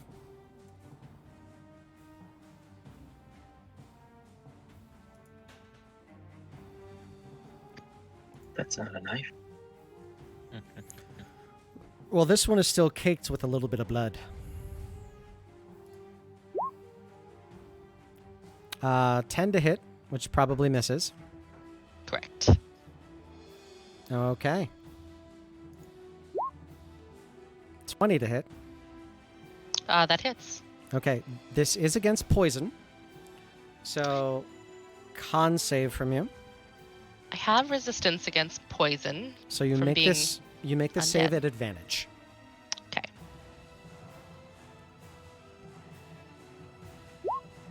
Okay, you save. You take half as much, and since you're resistant, you take half of that, so only a quarter. So you take 3 points of piercing damage and 5 points of poison damage. I'll take it. That's not bad. Nope. And that is its turn. Okay. Halvis, it is now your turn. First, I will take a healing potion, Okay. which is Just a normal one? yeah. Okay, 2d4 plus 4. Sorry, 2d4 plus 2. So 4 points of Ouch. healing. Wasn't a very good potion. Action. A little bit expired. Movement. Action, I will. The one that has the shield has taken damage, correct? Quite a bit. Okay, I'm going to use Toll the Dead on that one. Okay. Cast that for me.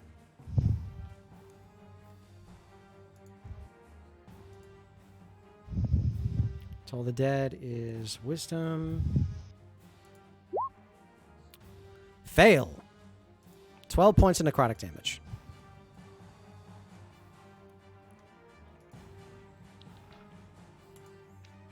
Okay.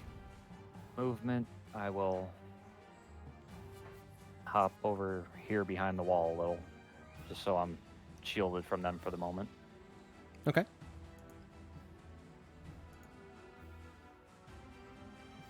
And that ends my turn. Got it. Dirt, it's now your turn. All right. I'm going to pull out my cudgel and dagger and rush at this shield when it's engaged with.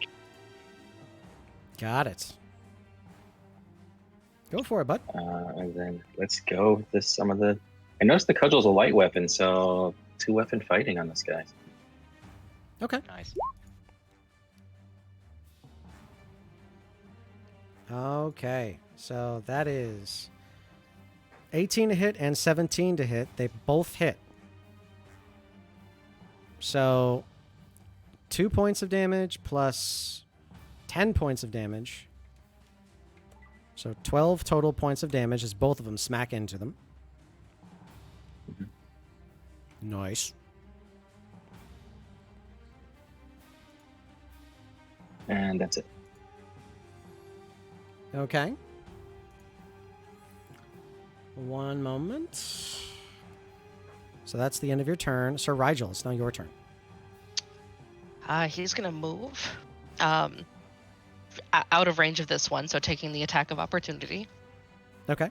so that he's flanking with Keisha. Gotcha. One moment. Natural 20.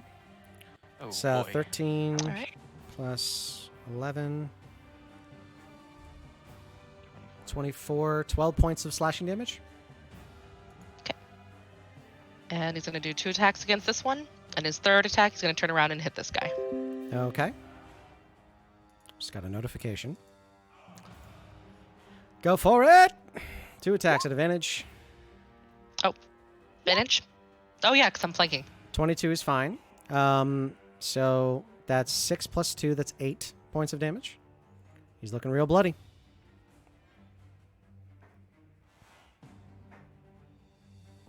$25 hits for 11 points of damage. Turning around, 9 will not hit.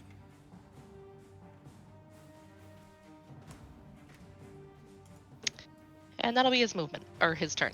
Thank you. Awesome. My wife's making egg rolls. Ooh. I know, I'm lucky as hell.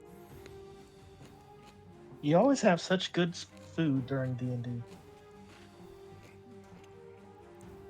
It's a wonderful symbiosis. I love every minute of it. Speaking of symbiosis, you hear flame elemental coming from the other room Oh, God. as a flame elemental is summoned.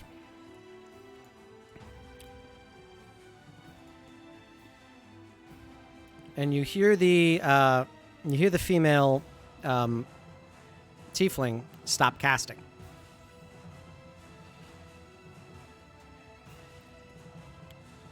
Let's see. I'm pretty sure that summon elemental I can make these things move on the first turn. Could somebody look that up for me real quick? Summon elemental. Sorry, conjure elemental. Conjure elemental.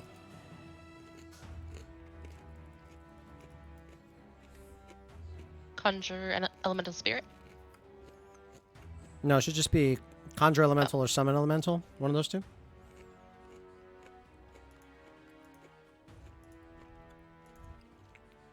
Summon elemental 5e. You popping in? Yep. Put it into VGT.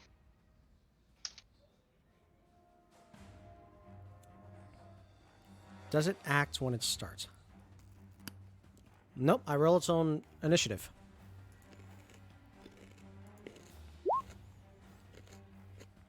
$10. So it will not play. No, it will. It goes right now. Ah. Nice. That couldn't have went better. For me. It scoots out and it gets in between all of you all. Uh-oh. It is going to try to touch Sir Rigel, and Keisha.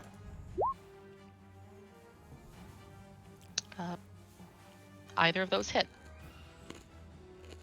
First one's just It a misses Rigel. Keisha. Okay, so Mrs. Keisha. Rigel, you take 13 points of fire damage. Okay.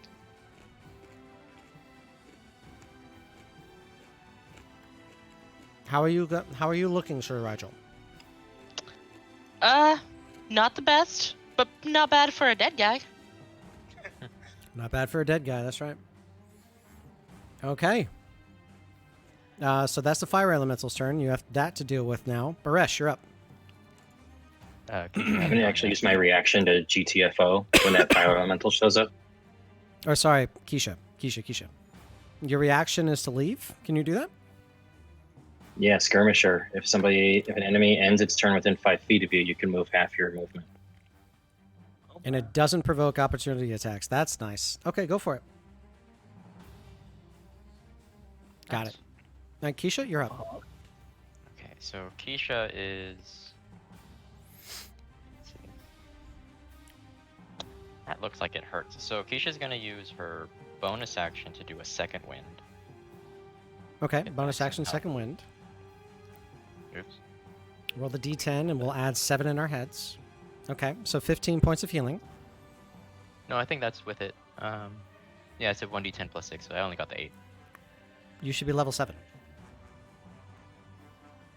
Oh, you have 1 level of barbarian. Sorry. Yeah. Okay. So you got that. And she is going to focus on the one in front of her.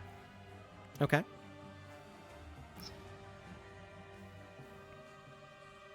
This would be at advantage for flanking.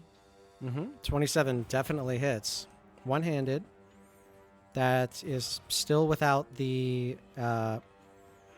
rage bonus, so that's minus 12. Because I did check off the rage thing. Or do I have to go to a specific part of the character sheet to put the rage condition on? It's actually in Beyond 20. It's part of the extension. Oh, okay.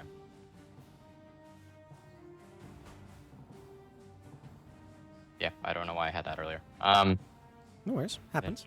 She is going to attack one more time. Okay, 23 absolutely hits for 14 points of damage. This guy is barely hanging on. And she's gonna ask again. You're not yielding yet, right? I give up! I give up! He Well, that's throws no his- fun. Throws his hands in the air. Okay. Are you going to do anything else in this turn? That will be all. That was action and a bonus action. Yeah, that'll be it. Okay, Maresh, you're up. Double move. Gonna go right down here. And that'll be it. Okay. I think I know what you're doing now. All right. So this guy is going to get around. He's like, "Get up, you coward!" As he takes 2 attacks into Maresh. Neither one of those hit, I don't think. No. Oh, sorry, not Maresh. Keisha. Yes, no, none of those hit. Okay. And just as it gets upset. This one, however, is going to lean out the side,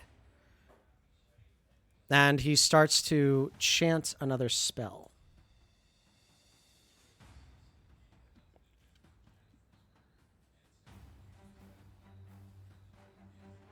He is going to cast Firebolt at Sir Rigel. A 10 probably misses. Correct. Okay, so that one flies free. And he says, "Ah!" Everyone's has a foul mouth in this group.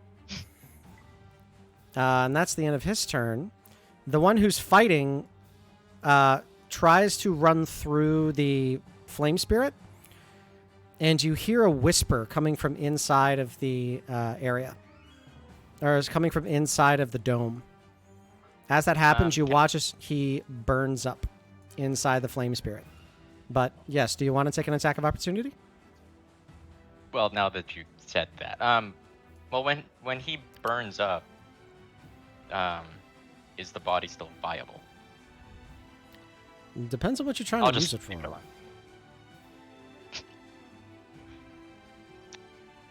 His blood, specifically. Okay, give me a moment. So he just takes the damage. So he takes 11 points of damage.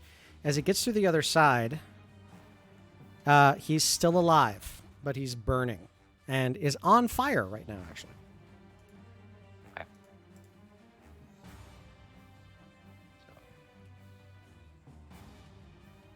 So do you want to take the... Would you have taken the attack of opportunity if you would have... Nah, I don't think I can pull that. I'm sorry. No. Yeah, it's okay.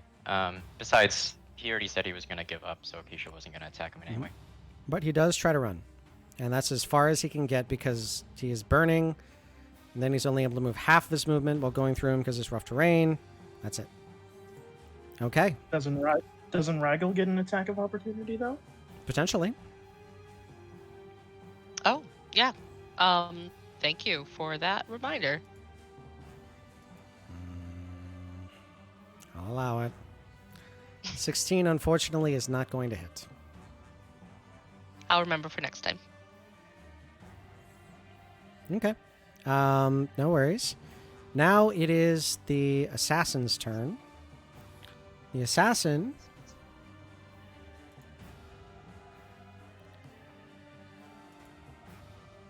is going to try and disengage as a bonus action to place himself inside and fire with his crossbow at Sir Rigel. Was a 13 hit? No. Okay, as this one fires off, you and you feel a splash on your shoulder as you see a dark green liquid all over you. That was definitely a poisoned bolt. Halvis, it is now your turn. I'm going to take my second potion of healing. Okay. It's just a bad What on batch. earth? Wow. Yeah, we're not rolling very good, like any of us tonight, so don't feel too bad. This may be one of those nights. And I need a slight clarification. What's up? So for summon the undead, when I summon the creature, it goes on the turn right after mine, immediately after mine, and it says it obeys your verbal commands, no action required by me. So does that use an action to make it attack or anything? Nope, you Or a just bonus say action? what you want to do, and it's the same sort of talking, thing as I usually say. If it's something really quick, like, over there, free. If it's, over there, through the door, and right behind the window, bonus action. Over there, through the door, use this key. I think it's going to be just the one, like, next to the green one, but in between the blue one, use that one instead. Action. Then Does that make I will sense? Yes, actually, very much so. I will use Summon Undead to summon a ghostly undead spirit right here behind Keisha. Ghostly? Ghostly.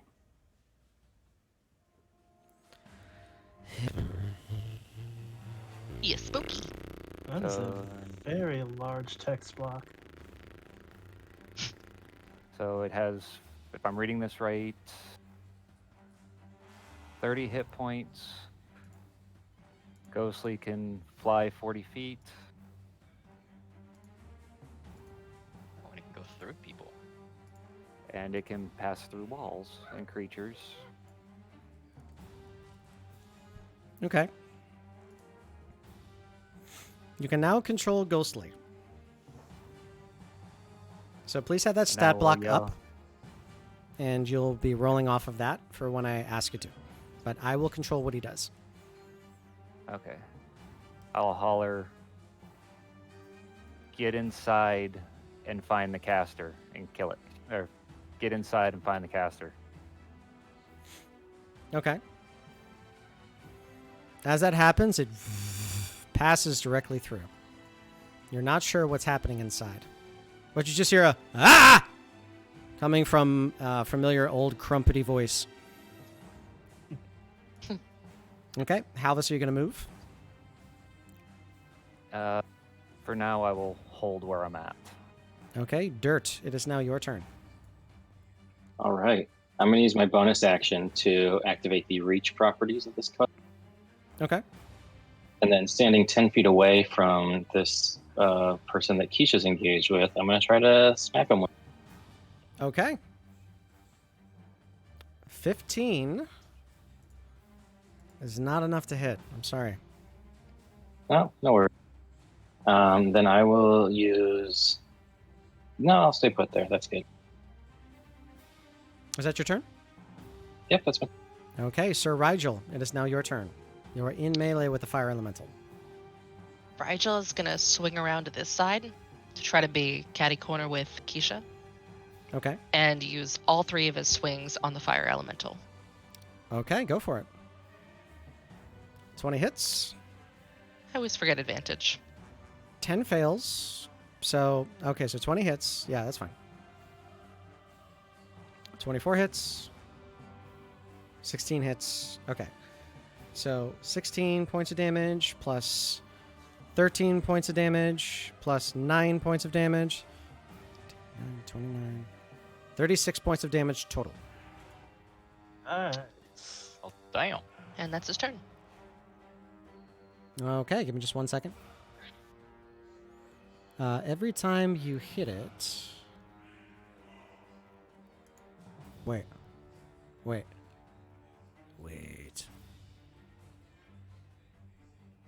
Waiting. Nope, never mind. I think that's just something that I send at just like my home games with fire elementals, but it's not in this writing. So it's fine. Okay, Sir Rigel, that is your whole turn. Yep. Okay, you see that the caster inside is concentrating hard on something. Got it. And they are going to cast Wall of Fire. Oh, jeez. Oh. As they do, they cast the Wall of Fire along the wall and block the entrance. You know, I was thinking about taking that spell.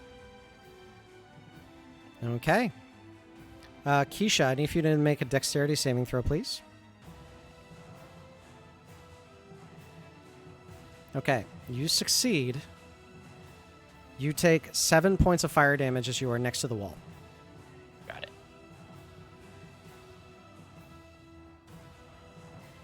Okay. It is blazing hot where you are. It's now the fire elemental's turn. The fire elemental is going to first touch the one who is on fire, running away. He misses, does it again. Misses twice.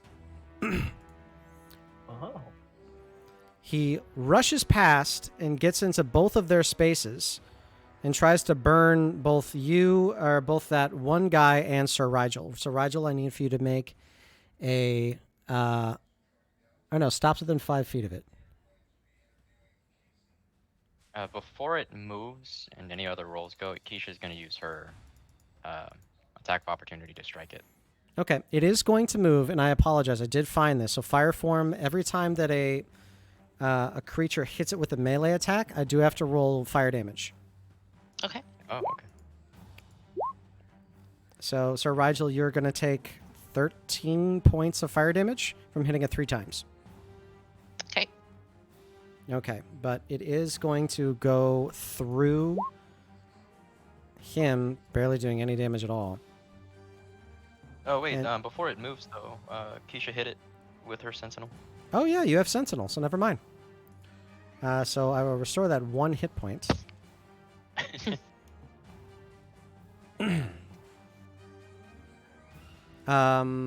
Let's see. So yeah, you are still going to take a D10. Okay. But a creature that touches the elemental or hits it with a melee attack while within 5 feet takes blank. Oh, it's just the one that hits it. Okay, that's fine.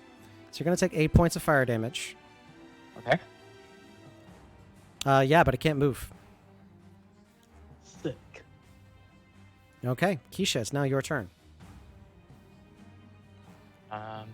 Seeing as how it's trying to run away, that took her attention.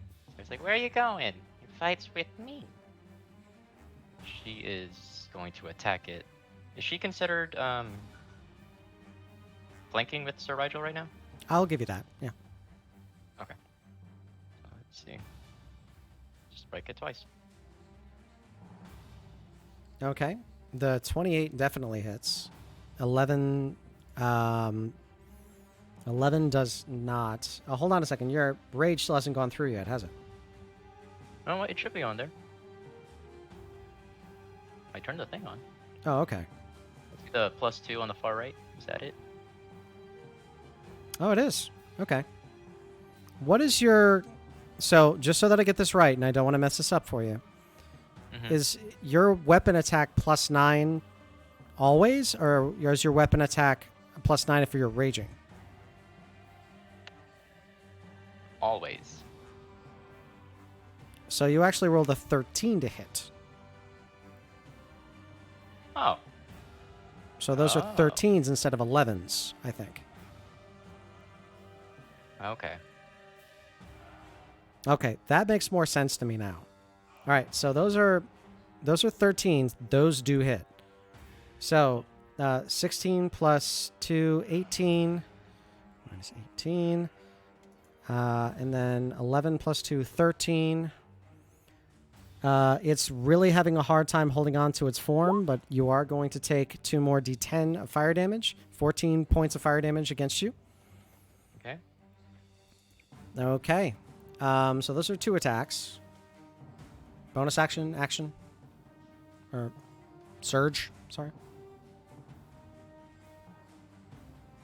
I think for now, given what's happening, Keisha's gonna leave it as is right now. Okay, Maresh, are you going to continue your jog? Yes, my master plan has come afoot. Move Okay. all the way over here. Okay, that's the end of your turn, though. Yes, Okay, but I'll be ready next time. right. Okay. So this guy is going to stay where he is, knowing that there's a lot of other creatures there, and he's going to swipe twice at Keisha. Nope. Double block. Bam, bam! Nothing. And he's like, ah! He's really upset. It's a good try, though. Okay. The other guy, you hear kind of, ah! Ouch! And backs up. As that happens, he is going to cast a firebolt over at Rigel. Sorry. 24 to hit. That hits. 18 points of fire damage. You can see through the firewall? Oh. Yes. That was going to be my next question because I want to do something on my next turn. Can you So not? we can see through the fire, Hang on. or only he can? Oh, the wall's opaque. Nope. Sorry, he can't do that. Oh, that's good. My bad. So he does not do that. Run it back now, y'all. You just hear him saying nothing really. Okay.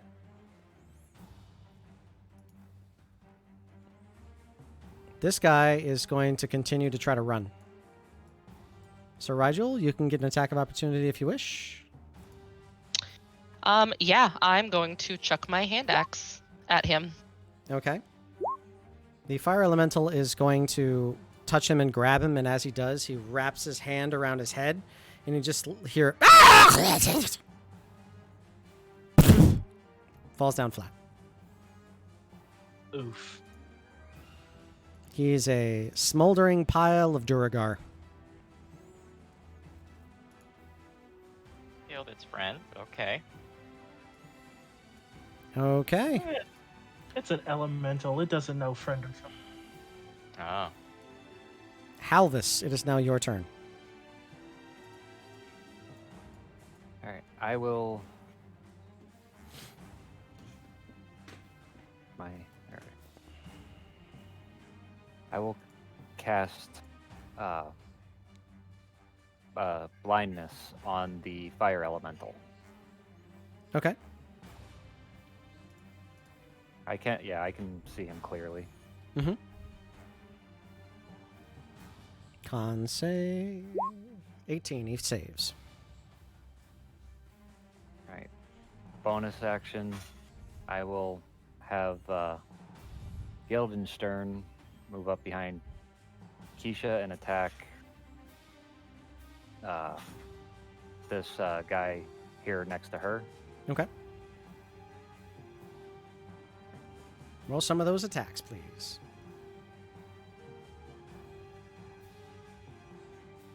$14 is not going to hit, unfortunately. These are some beefy dudes. Mm-hmm. I will hold my position and just yell, "Seek and destroy," Okay. to my ghostly guy. Hopefully he can hear me. Roll an attack for the ghost. Break These guys sheet are, up. these guys are thick with 3 C's.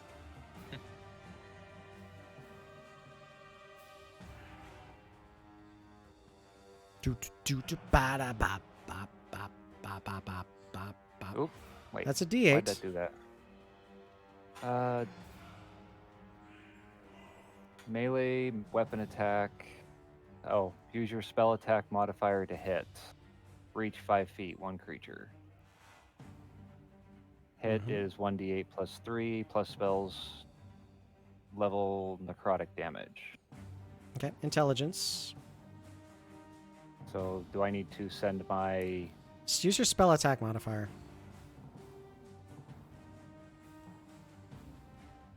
That's... Or no, does it say use your spell casting modifier or spell attack modifier?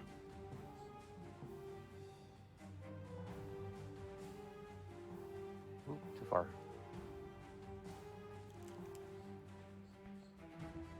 Okay, no, Keisha. Calm down.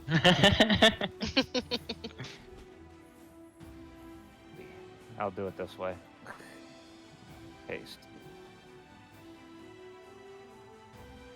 Spell attack modifier. So go to your spell page and click your spell attack mod. That's the purple dice looking thing, correct? That's the one.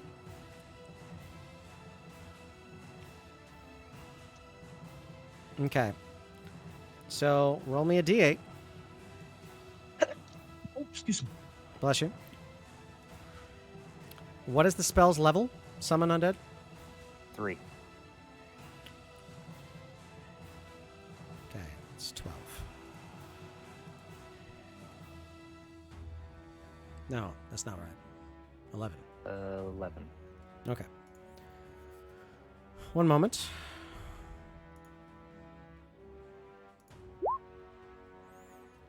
The wall of fire disappears. Nice. Okay. Sir Rigel, you can see a ghostly figure harrying the old man inside. Okay, Halvis, that is your ghost's action. And that's, I think, all it can do. Dirt, it's now your turn. All right. I am going to try to smack the same guy that's seemingly tough to hit. Right. Okay. Roll the attack. 15 is not enough to hit him. You know, Okay. in Dirt's frustration, he's going to just throw the dagger of magic missiles at the guy.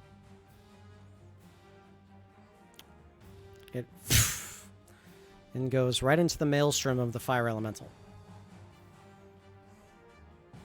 Well, if it's real magic, it can't be burned, but we'll find out. Okay. You That's your really? action and bonus action. Movement? No, I'm gonna stay where I'm at for movement. Okay, Sir Rigel. So Rigel is going to, real quick. Okay, he's going to disengage Okay. and So sing- roll me a wisdom check using Rigel's stats. Okay. If you get above a 10, I'll tell you what happened. The fire elemental did, as the other one was running away, grab it by its head. that is very true. I know you're the second Fauci ouchie is getting to you. So Yeah. I'm gonna master this dungeon for you. I got this. He's still gonna try.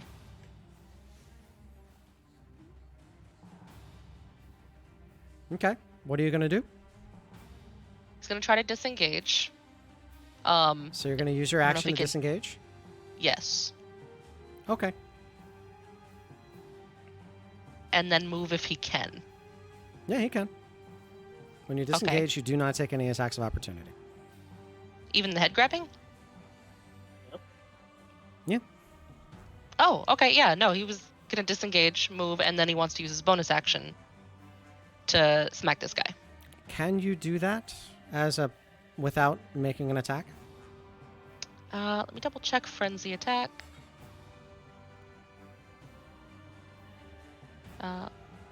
Do so for the duration of your rage. You can make a single melee weapon attack as a bonus action of your turns after that one. When your rage ends, you suffer 1 level of exhaustion. Oh, okay. It seems to. Yeah. Let me the way double that check you- somewhere real The way quick. that you read it was fine. Go for it. You also read it super fast, so I know that you're. Sorry. No, that's Okay. that's a positive thing. If somebody was like, "So you're going through your rage, and if you're just doing your thing, you make the I was attack." confused with, about that too, because I thought that was the case, that you had to attack first. But I reread it. Too many barbarians. Happens. A 10 is not going to hit. I'm sorry. No worries. You rolled a Still 2 mad. or 3. Sorry. Okay. So, Sir Rigel, that is your turn. As that happens, this creature is going to cast another spell, and you see that she begins to fly.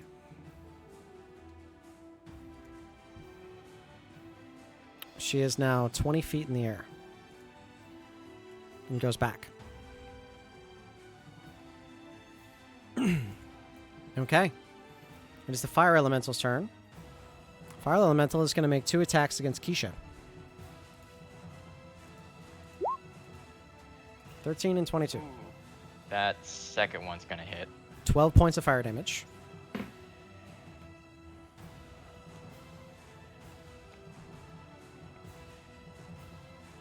Okay, and that's the turn. Keisha, you're up. You have 2 enemies next to you. So Keisha is going to use her bonus action to drink a potion of healing. Okay. Potion of healing, 2d4 plus 2. Let's see.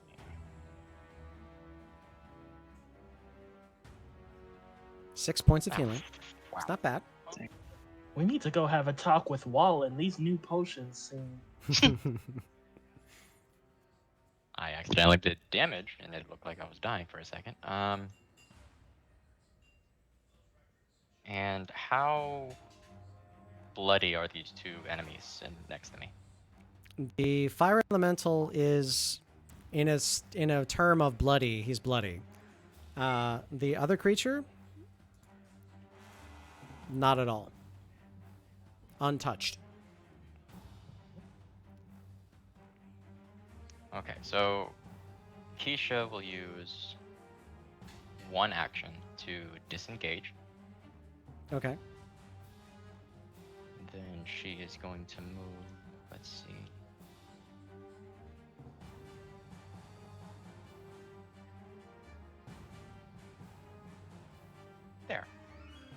that she's flanked with him. Okay. I'll And say you then- don't get into the 5-foot area where the bearded guy can hit you, but that's fine. Oh, Okay, so right. you're flanking. Okay, and then she is going to use her action surge. Okay. Beat him up. Awesome.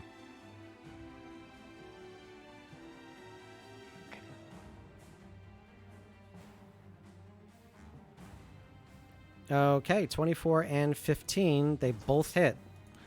So the first one is 15 points of damage.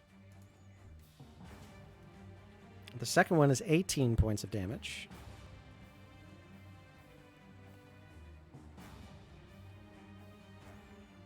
Did I mess that up? 15, 18, 32, right? No, I think I got that right. Okay.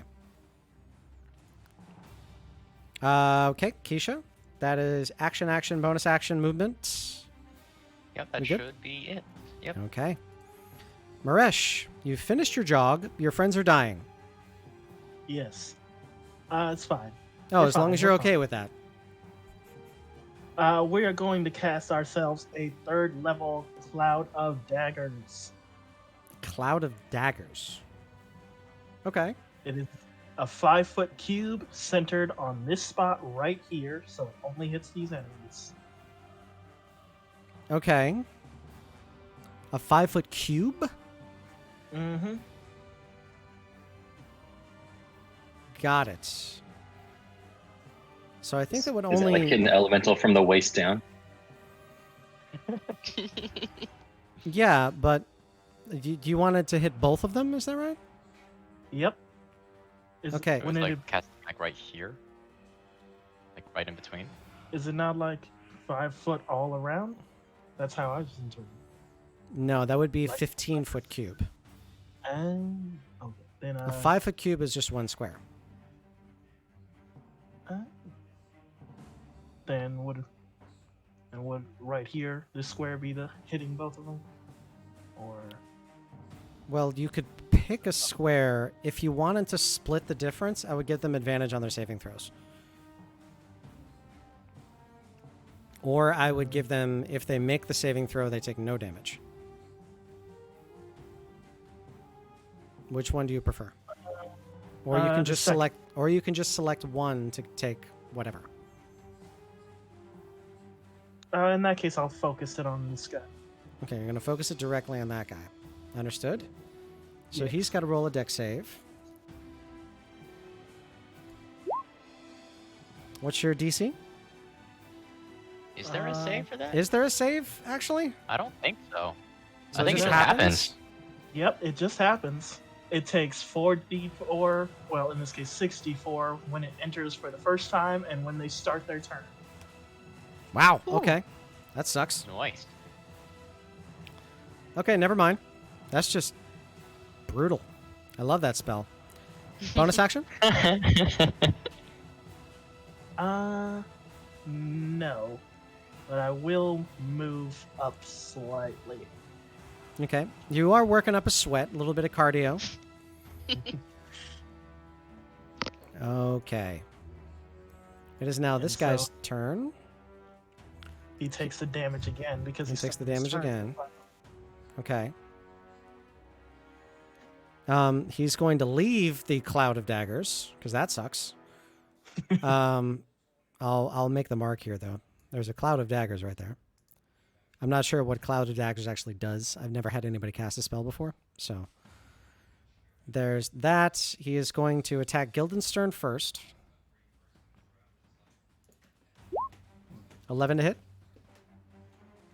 Thank you, baby. Does 11 hit your guy? Halvis? No. 11 doesn't. Okay, so the second attack is going to dirt. Natural There's one. this- There's the stat block for anyone who wants to read it. Nice. Got.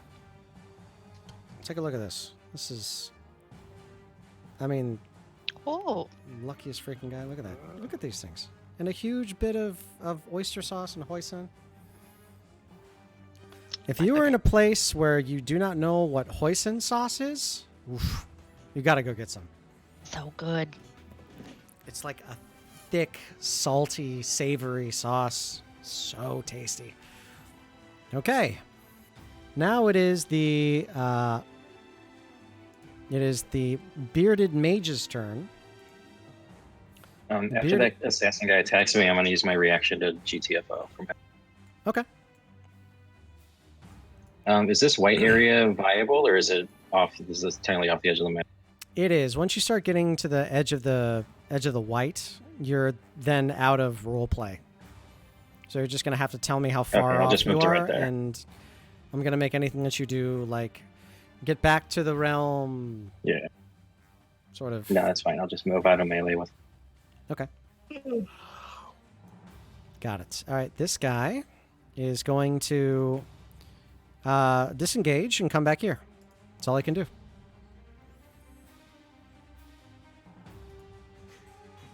He's dead, so I'm just going to remove him. This one, however, is going to get bonus action to disengage and is going to try and attack from a distance. So he's going to fire a light crossbow at the ghost. That's a 12 hit?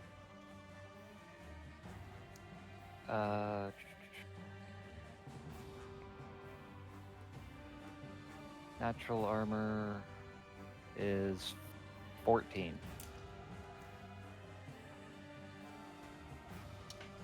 So no. The arrow flies far. That's his turn. Halvis, you're up.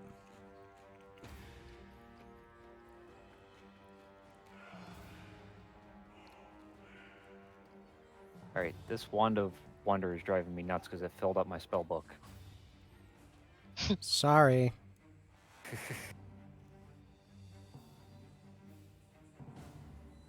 I will cast Ray of Sickness on this guy. Ooh, that's not my ping. This is my ping.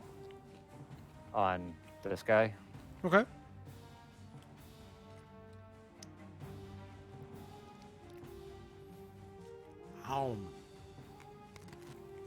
Oh, yeah.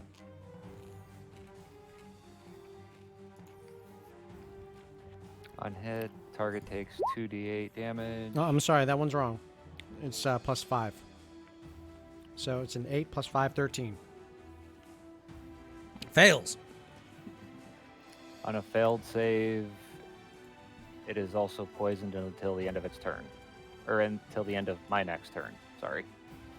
Okay. Bonus action? I will have Guildenstern attack. Okay. 14 does not hit his armor class. I'm sorry. And then just yell destroy to my ghostly guy. And end my turn. Dirt, you're up. All right, I am going to disengage and run. So then I disengage is my action. Then I can movement and bonus action dash. Mm-hmm.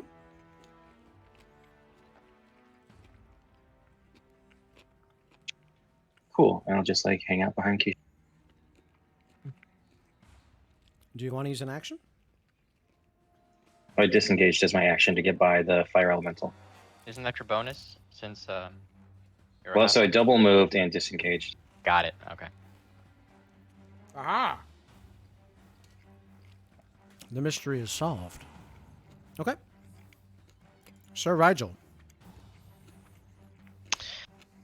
Rigel is going to just battle cry and chase down this guy who has run away from him. Okay.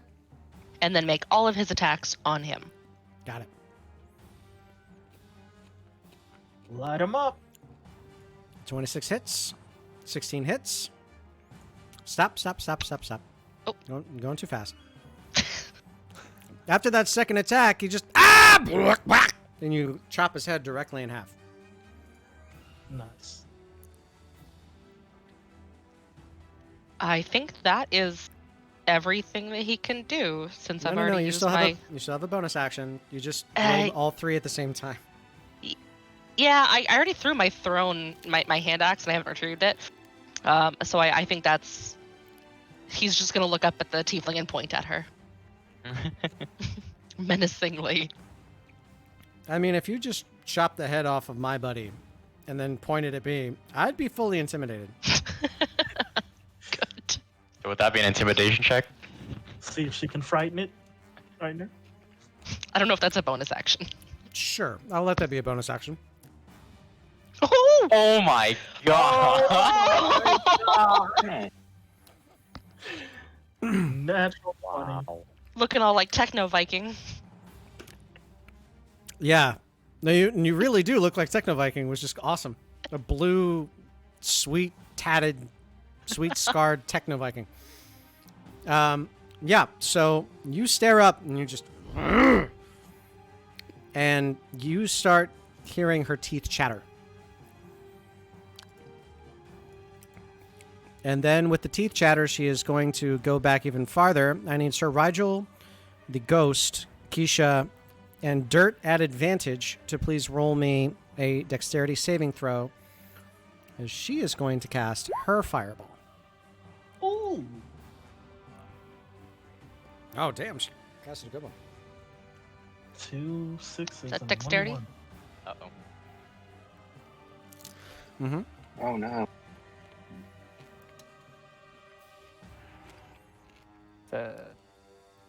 Y'all got cards. Remember that. Halvis, do you need my card? That's for Ghostly, so. Okay. No. I have a plan. Okay, Can I use my card then? go for it. You save. Okay. Okay, so everybody saved except for Ghostly. So everyone takes 16 points of damage. Ghostly, I'm assuming, is dead. Again. Yes. Bah! So, with that fireball, Keisha goes down. Okay. But Keisha. I'm gonna redeem my healing yodel so that she's gonna be awake for the next turn. Okay. Nice. You are going to lose your rage, That's fine. which you are prone. Okay. You know, it was actually a benefit that happened because the ghost was probably going to attack Sir Rigel first. Halvis just said destroy, didn't say who. No. Oh. Okay. It is now the Fire Elemental's turn. It is going to come up. One attack against Guildenstern. Into the dagger. One attack to the other guy. And into the daggers. That's correct. That was 18 damage, I believe. Mm-hmm. Guildenstern is done for. No! I'm so sorry to ask. What was the damage on the fireball that we were rolling the dexterity save 16. 1 6. 16, you okay. saved. And that was everybody, even people who saved? Yeah. Yes. Okay, cool. I just want to Yeah. make sure to add it in. Everybody except for the ghost had saved. Could you also, or do I need to roll the D4, or do you want to do that for the healing yodel? Oh, that's me. Sorry. 1. Ah. All right. Very low healing today. Very low. Very, very bad timing That's what considering get we when lost turned our Madigan. back on- Right? Yes. We turned our back on the gods. Okay, so that's that. You did see that it did attack this other Duergar that's out here. Keisha, Nice. you are conscious, you are prone. Okay, getting flashbacks here. But you say it takes half movement to get up, right? Uh-huh. So I am going to get up, I think, only move 15 feet out. So Keisha's gonna move towards Sir Rigel. Let's see, what's the range on this one? 15. No, that's too high. So can I use? I know it's a house rule to do a bonus action to drink a potion. Can I use it as an action and use a bonus action for something else? Yeah, that's fine. Okay, so in that case, an action to heal. Okay. Which would be, let's see, where is it?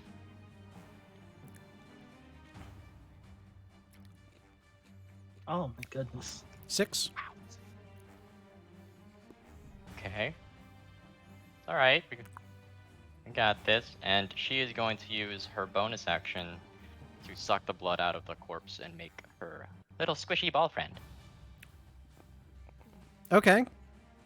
Oh, you're using the blood rose. Not yet. She's just going to create the ball. Got She's it. not going to activate it yet. Okay. So that's movement, action, bonus action, and that's it. Okay, as you place your hand over top of this now cleaved in sphere of Neblin, you watch as the blood just and coagulates into this ball that's right in front of you that looks as though it is a turtle shell. Okay. That is your turn, Keisha? Yep. Maresh, you're up. Right. We're just gonna do ourselves a nice little sidestep here, so we're all lined up. And we're gonna blast those idiots with a 4th level lightning bolt. Okay.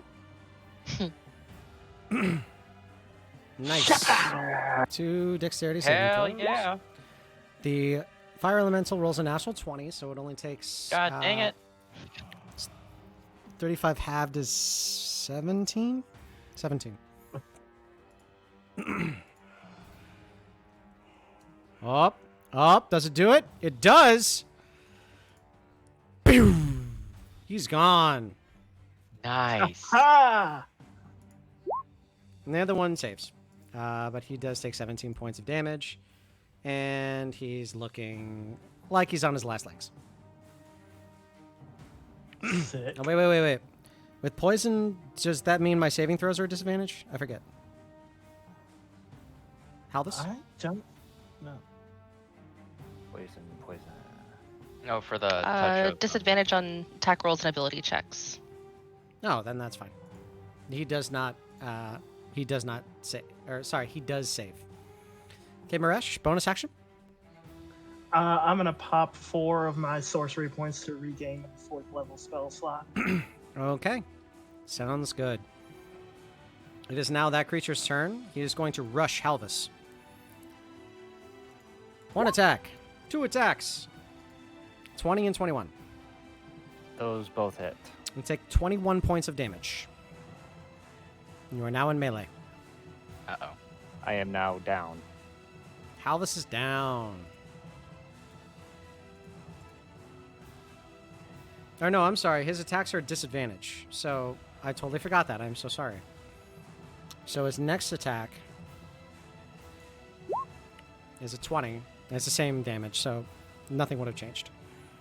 Okay, that is his turn. This guy's dead.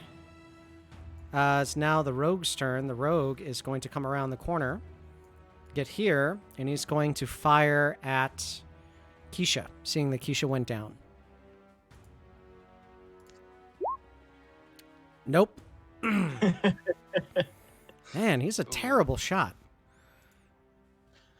He skimped out on his training. Halvis, please roll me a death saving throw. That's a D20, correct? It's a Or wait. D20. Yeah, just a regular D20.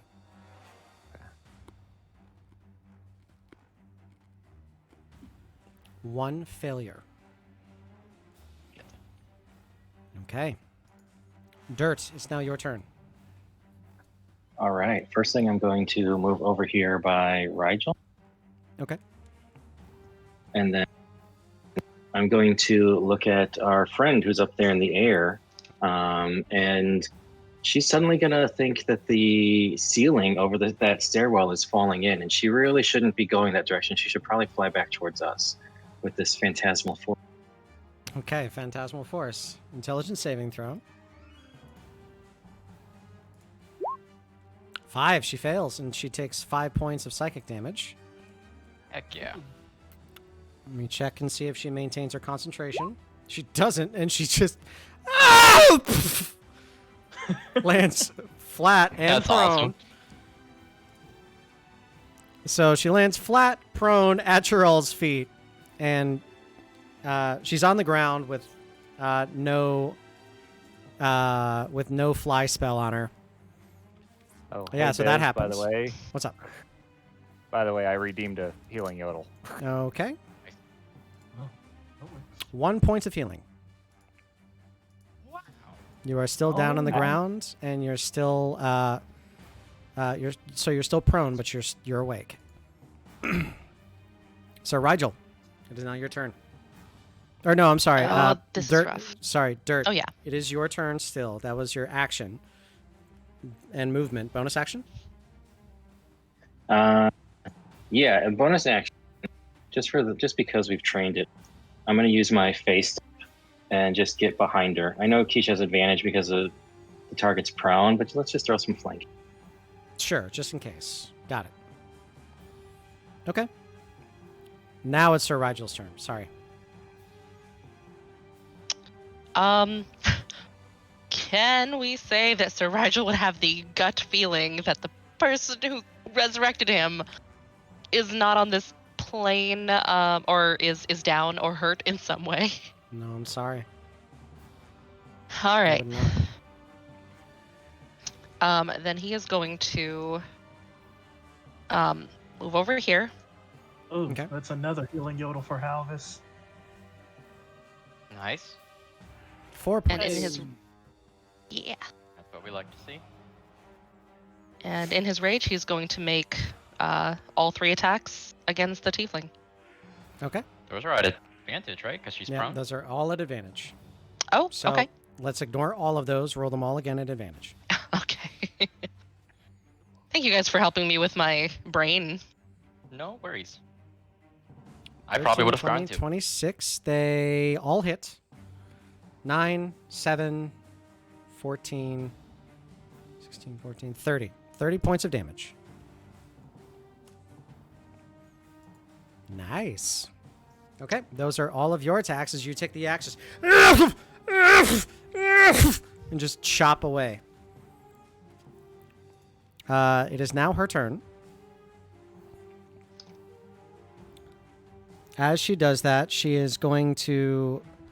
I've always wanted to do this. She's going to cast Fireball centered on herself. Shit.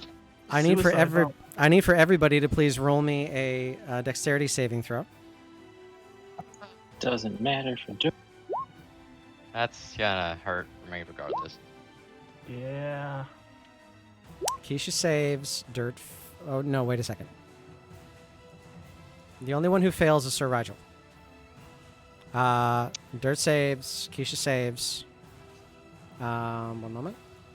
Hold on, let me get my mouse ready for the healing yodel. 16. Just for flavor, is she casting this while still prone? Yes. I want to redeem my inspiration for Sir Rigel to reroll that dex save. Okay. Sir Rigel, I please just reroll your remembered I dex. Thank have you. one. Not at advantage, just one reroll. Just one roll. You save. Nice. Okay. So Thank you. everybody, 16 points of damage, and since she cast it, she's going to roll one for herself. She fails. She takes 32 points of damage. Please tell me she's dead. No. She's a tiefling. Okay. No, I forgot that too. Forgot to share. Don't know. Oh, she was prone. So- Shit. I have to roll Yeah. again. So- Ah, fuck. That's fine. Ah, my swear jar. I'm putting coins in the swear jar. Just about to say too. Okay. It's getting late. What can I say? All right, I popped the swear jar. Sorry. All right, so that happened.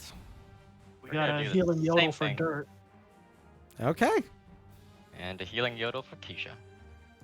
Okay. Gotcha. Oh, thank you. Dirt. Keisha. All right. Back Yup. up at 2. Y'all pumping out them trouble bubbles. I know. So many loyal fans. Thank you, everyone. All right, so that all went through just fine. Let's see. That is the end of her turn. She is going to try and stand up. That's it. Keisha. Okay, so I have been waiting to do this for several weeks now. Keisha's gonna stand up, and she's gonna go look at Squishy, and says, "Are you ready, Squishy?" She's gonna reach out to the side, take Squishy in her hand, and crush it in her palm. Rather than falling to the ground, the blood instead begins to attach itself to Keisha's skin, spreading over her arm, across her chest, and throughout her body. Once the ooze reaches her face, it takes on the form of a knightly helmet shaped in her face. Once the transformation is complete, Keisha raises her weapon in the air and shouts, "My name is Keisha Bloodlust of the Bloodlust clan, and I am the clan's first ever Blood Knight." And she's gonna go for several slashes on her. Okay. Ooh. Good sound change. Chills. Chills. Thank you. Jeez. Oh. Okay. Oh. Oh my goodness. How do you want to do this, Keisha? Bloodlust. Right after she screams her shout, she's going to take one slash into her gut, and without even hesitating, cleans right through and bring it straight down into the center of her skull. You watch all of that happen, and the same time you watch as Keisha's helmet begins to shine with new blood that it gets to absorb. Badass. Just saying. There is no do you yield. You're done. In the midst of all that, there was another healing you. Okay.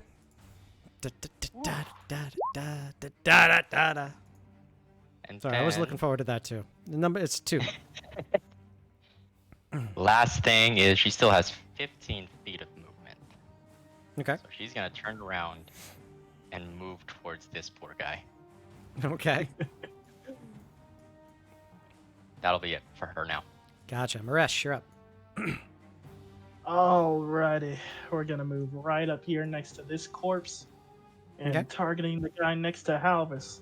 We're gonna light him up with 3rd level magic missiles. 5 bolts coming his way. Okay, fire him off. 1, 2, 5, 3. 9. Sorry, they always come so fast. Don't clip that. 5, 9, 14. Don't clip that. 19, I don't remember how to clip on PC. 21, Oh, don't 21 worry, I'll go points back. of damage. How do you want to do this? All the bolts are gonna fire in a straight line right through the back of his head. As Okay. I scream, "Get away from my friend!" That absolutely happens, and you just see as it splashes blood all across Halvis. Okay. Nice. He's dead. This other guy, seeing that everything is going really, really bad, is going to book it.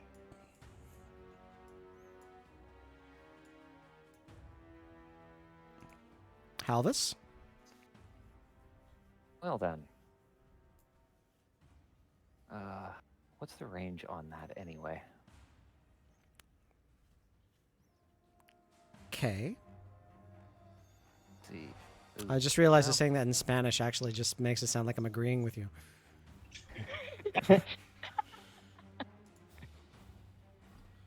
well, first I'm going to move to here. Okay. He's 55 feet away.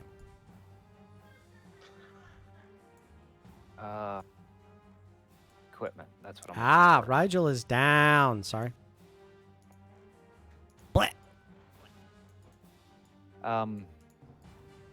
What's the range on the Wanda Wonder? Yes. 120. It can be far, and it also can be very, very close. So be careful. Depends Well, on what you roll. I will point the Wand of Wonder, focusing on him, and let her rip. So Okay. D100, huh? No, 2d100.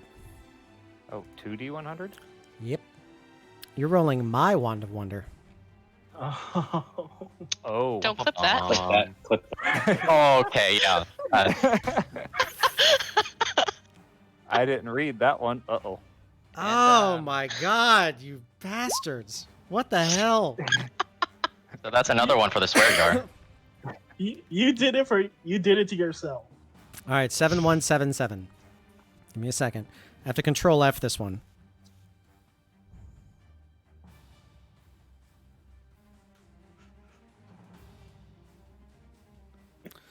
The target's hands are nailed to the nearest tree. Oh, Oh. Ow! that's gruesome. How would that be stalactite? Nope, Underdark? sorry, I misread. The target's hands are shaped like those of a bat, minus the wings. Just the torso. No, his hands now are now bat hands. Yeah. Wow. Bat hand. Bat hand! Oh, I imagined like each hand was one bat, but you mean they're bat hands. Okay. Yeah, they look like the hands of Oh, a that's bat, what I'm imagining too. just no wings. Oh wow. It's like each of his hands I is was one His hands bat. is a small bat. I was just picturing the bat from Fern Gully, like attached to the end of his arm. Oh yeah. Does it sing the bat rap? Oh, screw that. I like that one way better. He just has now 5 small bats on each one of his palms. It's like finger bats. That is an action, correct? That's an action. That's correct. Bonus action? I don't have a bonus action, so I'm gonna sit here and chuckle mildly at that. Well, I'm chuckling a lot at that 'cause that's funny. Okay. Yeah, so with the help of a lot of people, there is a Wand of Wonder random magic table that's 10,000 strong. Oh my god. No, Holy crap. yeah, it's 10,000. So 2 D100s. It's nuts. Wow. So that was number 7,177. 7,177. That's correct. Okay, Dirt. It's now your turn. All right. I'm going to move. I'm going to move and then dash out here. Okay. As I'm sprinting, I just shout over my shoulder towards Halvish and Maresh, like, "Find my dagger! It's somewhere over there." And then I'm gonna shoot off 2 Eldritch blasts at the rogue that's trying to get. Okay. First one flies wide. The second one, right in his back. 4 points of damage. Oh, did you see his hand?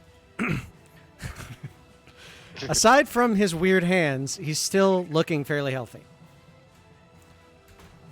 Not have anything. That's all. Great. Now all I can think is na bat hands. Me too. How does that affect thematic components of spells? He's not able to cast any somatic components. But he's also not a spellcaster. Sir Rigel, I need a death saving throw. Yeah. Oh, I Nope, you redeemed got another me. healing noodle. Oh, of course. Oh, I am thank you. burning through my points. That's right. Burn through them. Who says this fight is over? That's Can even It's show on off my advantage on death saves. almost over. Let's face it. Okay. So, Rigel, 4 points of healing. Your rage is over. And you will have 1 point of exhaustion since you went into a frenzied rage. Yes. Okay. Tiefling's dead. Keisha. I'm still kind of getting down from the high of what just happened in my last turn. So, It was Okay. very epic. It is very good. Keisha is going to sprint all the way over there. I know what you're doing. Do you? I do. Gonna try to sentinel that guy. Yeah. Is it that obvious? Maresh, it's your turn. No escape. Oh, All right. wait. I need to do a thing, actually. I need to roll a d6. Oh. Oh yeah, for Rose Red. Okay, and I save. That's good. Mm-hmm. All right. Maresh, you're up. All right. Fire. We're gonna hit this guy with 4th level Cloud of Daggers. Okay. This dude It's is 23 damage now and 23 damage when he starts his turn. That's very true. Okay, it's his turn, so he's going to take 23 points of damage. He's barely hanging on. He's hanging on by a thread, and he's going to try to disengage and GT the out of here. But, Keisha, you get your chance. I thought he disengaged. Sentinel does not allow that to happen. Oh, it doesn't matter, right? Yeah. Okay. Thank you. Okay, then. That's why Sentinel is so crazy over. Oh, Man. Wait. -2, actually, for the damage. She's not Doesn't- raging anymore. Doesn't matter. How do you want to do this? So she is basically going to run up to it, and as he tries to run away, in her voice, but it's like the helmet is altering her voice. He's like, "Where are you going? We're not done." And she's going, as he tries to run, she's going to just slash straight into his back. Nice. So as you cut straight through, you watch as the blood stays in the air. And you watch as it goes into your helmet, and the helmet starts to create new armor, going down slowly as the more that you kill. You now have like a little neck piece. Awesome, awesome, awesome. Okay. You all have successfully gotten revenge for Rigel's murder. Thick. So now you all are at the entrance to Erelem's Rest. As you look across and as you look within the possessions of everyone who is here, you notice that the tiefling herself has not 1, but 5 hearts.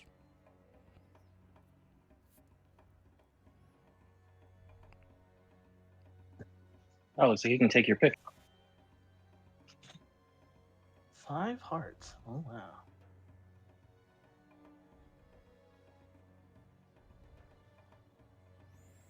You look around and you don't see much of who these people are. I'm assuming everybody's searching bodies. Yeah, I was gonna say, Halvis, do you want to raise up some new bodies since your last 2 got kablooied? Actually, I do want to animate me some new fodder. And I Okay. will find and reclaim my Ring of Dying. Okay, you do find it. On the Keisha remains is of gonna Guildenstern. Keisha's gonna walk towards Halvis while dragging this corpse to her. Okay. And just throws it right there. Okay. This one might be a little cut up, but he should be useful. Keisha, in the most badass you've ever seen her, is throwing the bodies in front of you, Halvis, and just like carrying them with one arm. And as she tosses each one of them down, she just looks up at you with this bloody helm and gorget that are covering her neck and face. And like, you're a necromancer, and this is making you a little uncomfortable. Would you like to collect more armor before I transform these bodies? No. I can only do that once. Okay. With that, the armor is going to just dissipate. It's just going to fall straight to the ground as she's let go of the armor. It falls across you, and it just drips down. Looks really metal. And not just, like Albuquerque metal. This is like Helsinki metal.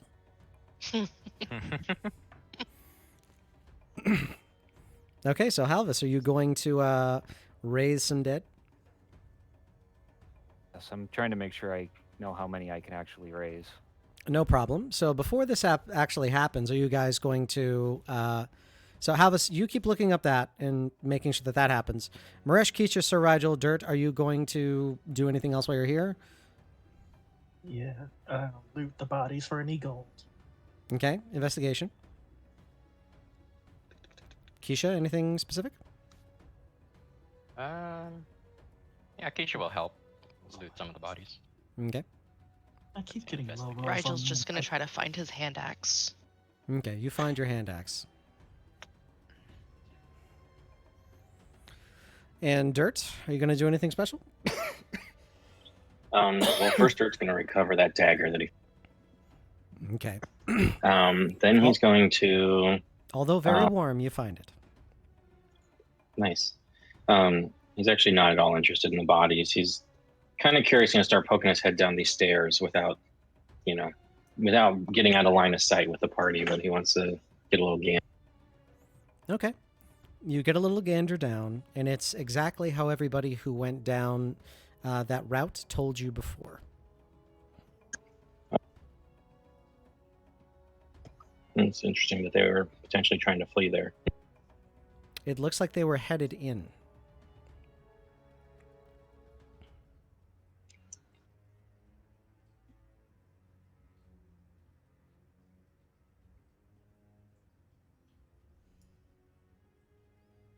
I can actually raise all five of these guys.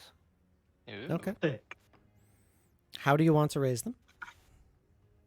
I want to raise 2 zombies and 3 skeletons. Okay. Can you make a note of that for me? Yep. Awesome. And I'll set them up for us in the next session. So just send me like a DM Discord. Or Discord DM. Yes. That's right. I am DM. DM the DM. DM the DM, please.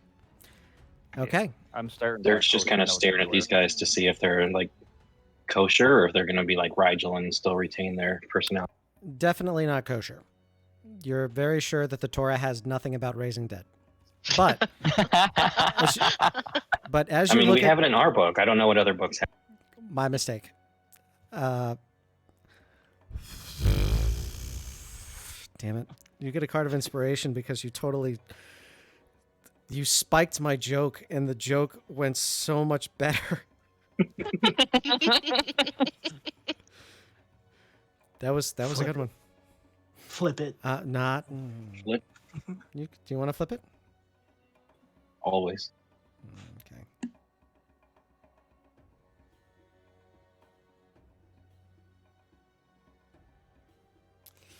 Is there enough time for that? Oh, God.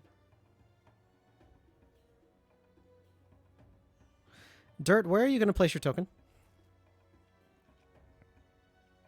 My token. Yeah.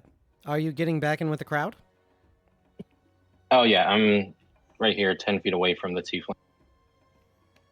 You're staying 10 feet away from everything. Yeah. Okay. Understood.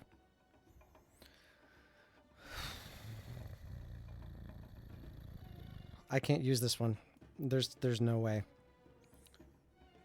Yeah, that one I can't use. There's 20 minutes left in the session. Even if we go to time, there's no way I can use that one. I'm going to draw another one. Are you okay with that? Yeah, you can do that, or you can just write it up offline, and that's... Yeah, that's not going to work either. I'm sorry. Give me just All a right, second. sure, yeah, another one.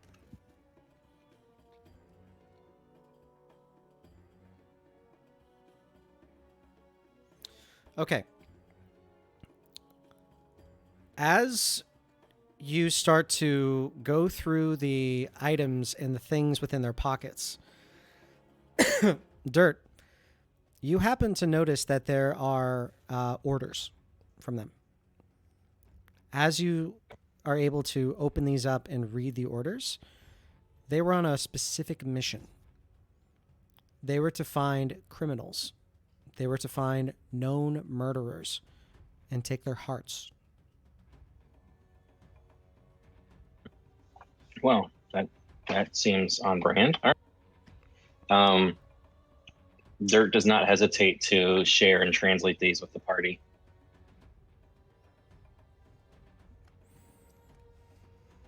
Does it say What? who it's from? It doesn't. So after hearing that, Keisha just looks at Sir Rigel and just goes, "So does that mean he was bad?" Bad is subjective. Everyone has a past. Sir Rigel, you do not know what they're talking about. Now that you're awakened, and now that you're reborn, you're not sure. Everything in your past life was incredibly fuzzy. Yep. It's like looking through a thick fog to try to see any images of your last life. So I've Rigel just got, has a 1,000-yard stare. It doesn't even register. so I've got a question about these orders. The parchment they're written on. Does it? Okay. Would I be able to tell if it looks at all similar to the orders that the Mind Flayer had to spy on Dominic? You get a card of inspiration. They're exactly the same. Wow. All right. Oh, Awesome, dude. Nice connection. Oh, I thought so. I thought that might happen. And well, now we know this. We have a better idea of who they're from. Mm-hmm. It's something to explore next time. That's very true. Okay, so we got two people who would search the bodies to try to find anything interesting. Maresh, you're searching specifically for gold. Yes. You find a pouch on each of them. Each one of these pouches are filled with gold, platinum, and silver. You're able to find 795 gold worth of coin in total. Awesome.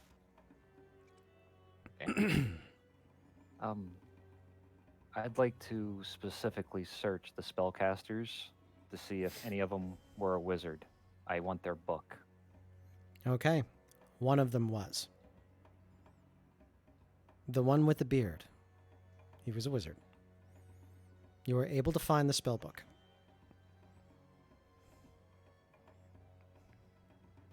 Would you like to hear their spells? Yes, I would. Okay. So this is going to go up on YouTube. So just remember, we are now, we're at 3 hours and 13 minutes in. So just so that you know that number, 3 hours and 13 minutes, I'm going to read off the spells, okay? So this spellcaster had Firebolt, Light, Mage Hand, Minor Illusion, Burning Hands, Shield, Sleep, Flaming Sphere, Invisibility, Fireball, Fly, and Wall of Fire. So We got all it. even if you didn't get all of it, you can still see it on the YouTube, which is going to be placed the YouTube. You're going to see this The YouTube. tomorrow. I'm in my 30s. I get to call everything the blank. I feel your pain. Keisha wasn't looking for anything specific. She was just rifling through their pockets. That is true. You're able to find a light crossbow. It is the light crossbow of the Adder. Every bolt that is shot from this magic crossbow is poison and considered magic for bypassing resistances. Nice. Okay. Oh, that's freaking awesome. Mm-hmm. It does 1d6 of poison damage every time you shoot. Sweet. It is a light crossbow.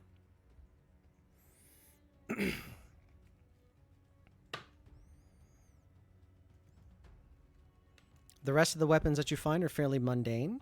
You do find an adamantine pickaxe that is currently being held by the by one of the Duergar. Ooh, pickaxe. Mm-hmm. There is also a shield +1.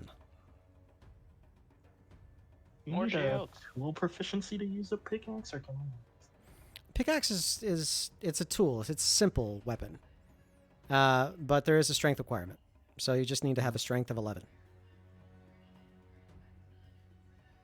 Can't be a weakling.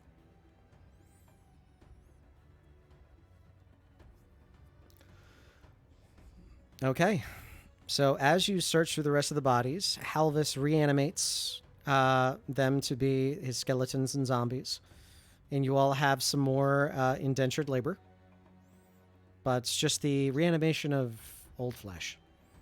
The spirits are long gone. Is there anything else that you would like to do before we end today's session? I do have a question. What's up? To copy those spells into my own spell book, what would I require? So because you may not play in the Vanguard for too often, those are just simply going to be, you will request from the caravan to use gold, and they will just happen. So because you have the spell books, because these are not scrolls, you don't need to attempt. It's just going to happen. So it's a specific gold cost per spell. If it's within your school, it's half that cost.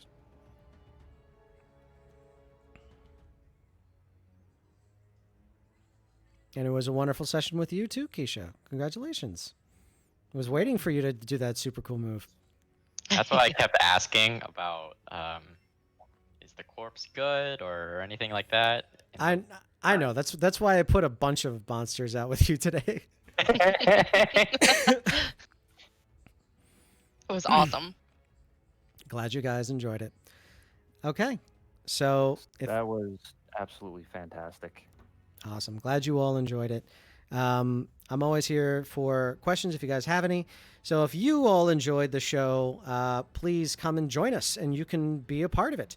The link is right up here at the top. You can join our Discord. Once you're in our Discord, you can roll off for your spot in the Vanguard, just like Black Irish, just like exactly 10 funnel chicken cakes nuggets.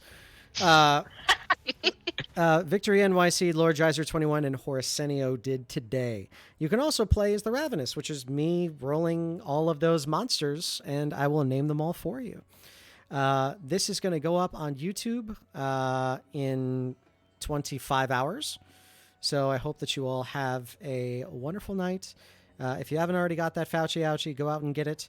So I'm actually doing a thing. So I have 2 bracelets on. I know you can't see it, but each one of them has like a little thing that says I got vaccinated, and I'm wearing 2 of them on purpose. One of them pink, one of them black, because I want people to see that I got two vaccines. I'm trying to make it so that if I'm walking around or if I'm laying out with my mask off, that people aren't freaked out. It's like, oh, so I have one of these. I want that to start becoming a thing. Like, we all send up a signal. It's like, no, I got my shots. Like, and I'm immune. So we should be good. Maybe that'll be a thing.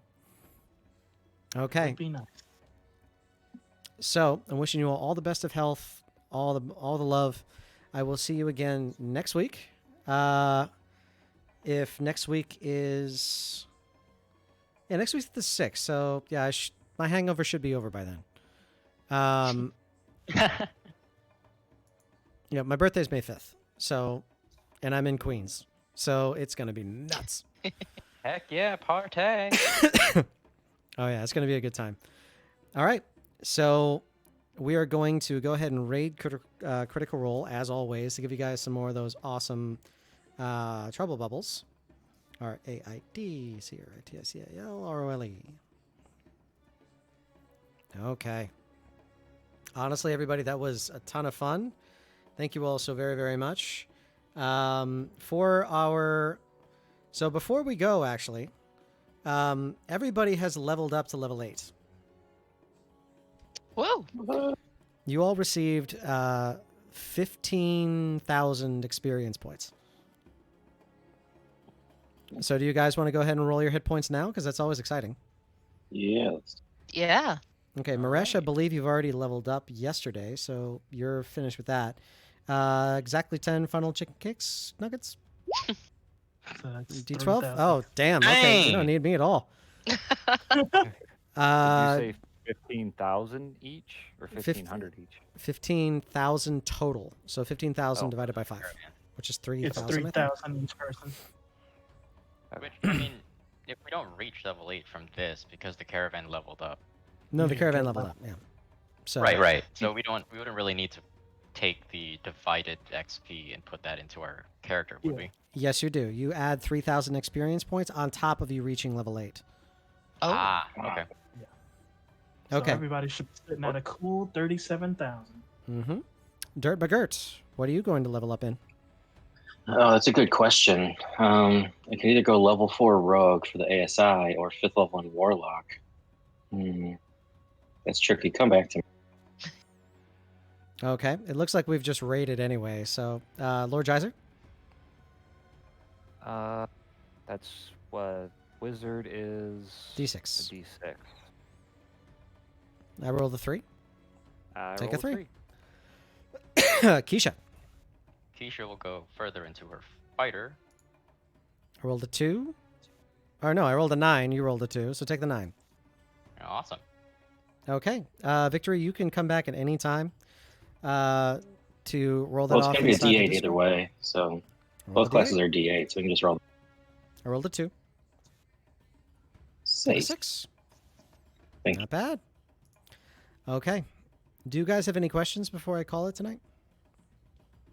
What was that card that you weren't able to use because of time restriction? It was betrayal and trauma. There was going to be something that would either attack you or you were going to be affected by something. However, you've already gone through all the fighting and nothing else was going to happen. So I was going to make another encounter, pretty much is what was going to happen, but it was only going to affect dirt. Oh. Yeah, so there's not enough time for that. But the one that did happen was the Hanged Man. You now learned a little bit more about Sir Rigel or Yogrim's past. Oh, nice. And on that, I want to say thank you so much for this awesome character introduction to the campaign. That was awesome. Oh, it was That's what I'm amazing. here for. You really I are master of storytelling. Chicken Nuggets was like giving me hints every now and then. I had an idea what was happening. Yeah. And then I sent her a message saying, like, in all caps, I know what's happening. Oh my gosh, oh my gosh, oh my gosh. Yeah, because we talked about the character concept back a while ago. Mm-hmm. It all But yeah, that started was with a awesome. simple concept. Yeah. Well, I knew it was gonna be a huge hit, and try to think of the best way to do it. And plus, since Lord Geyser wanted to introduce his left arm, he just said, "Can I just have a skeletal left arm?" And I'm like, "That. That's no. You're gonna have an awesome, badass left necromancer arm." Because Cool. yeah, I didn't actually say that, but in my mind I said it. So I set all that up, and I knew that something was going to happen. The Tree of Life was only because I saw that image. So because of that photo, I was able to come up with something. Oh, I didn't even think about that. That was such a random find. Yeah. That's awesome. Thank you. No worries. Yeah, it's all storytelling. After that point, it gets easier. After doing this for like 4 years, it gets a lot easier. I assumed we were gonna have to fight the guy in the bar. I was ready. I was like, okay, like I'm pretty sure this is the thing that's gonna. Oh, we're doing something different. I don't know where this train is going, so I'm just gonna try to be flexible. It was great. This fight was going to happen in the city, but you all stayed behind, drank more, showed off your head, and then the fighting happened. But he's the one who fought them off in the streets. And then he was ambushed. If you guys would have went out there immediately and saw him, I had a totally different map set up for that. Oh wow. But you all went just a little bit farther into it. Very cool. Oh. So Okay. if we got there in time, would exactly 10 be able to control both characters at once? I would have controlled Yagrim, but I would have tipped the fight. Got it. I would have tipped the fight a little, just so that we can introduce Yagrim as Sir Rigel Bone Rattler eventually.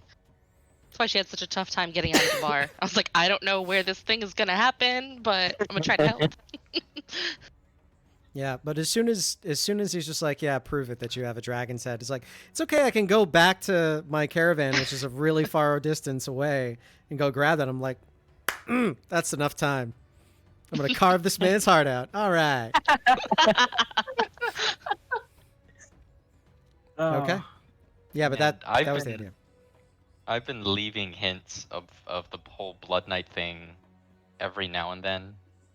In the last session, I remember asking Halvis, "Hey, can you leave a body just for me?"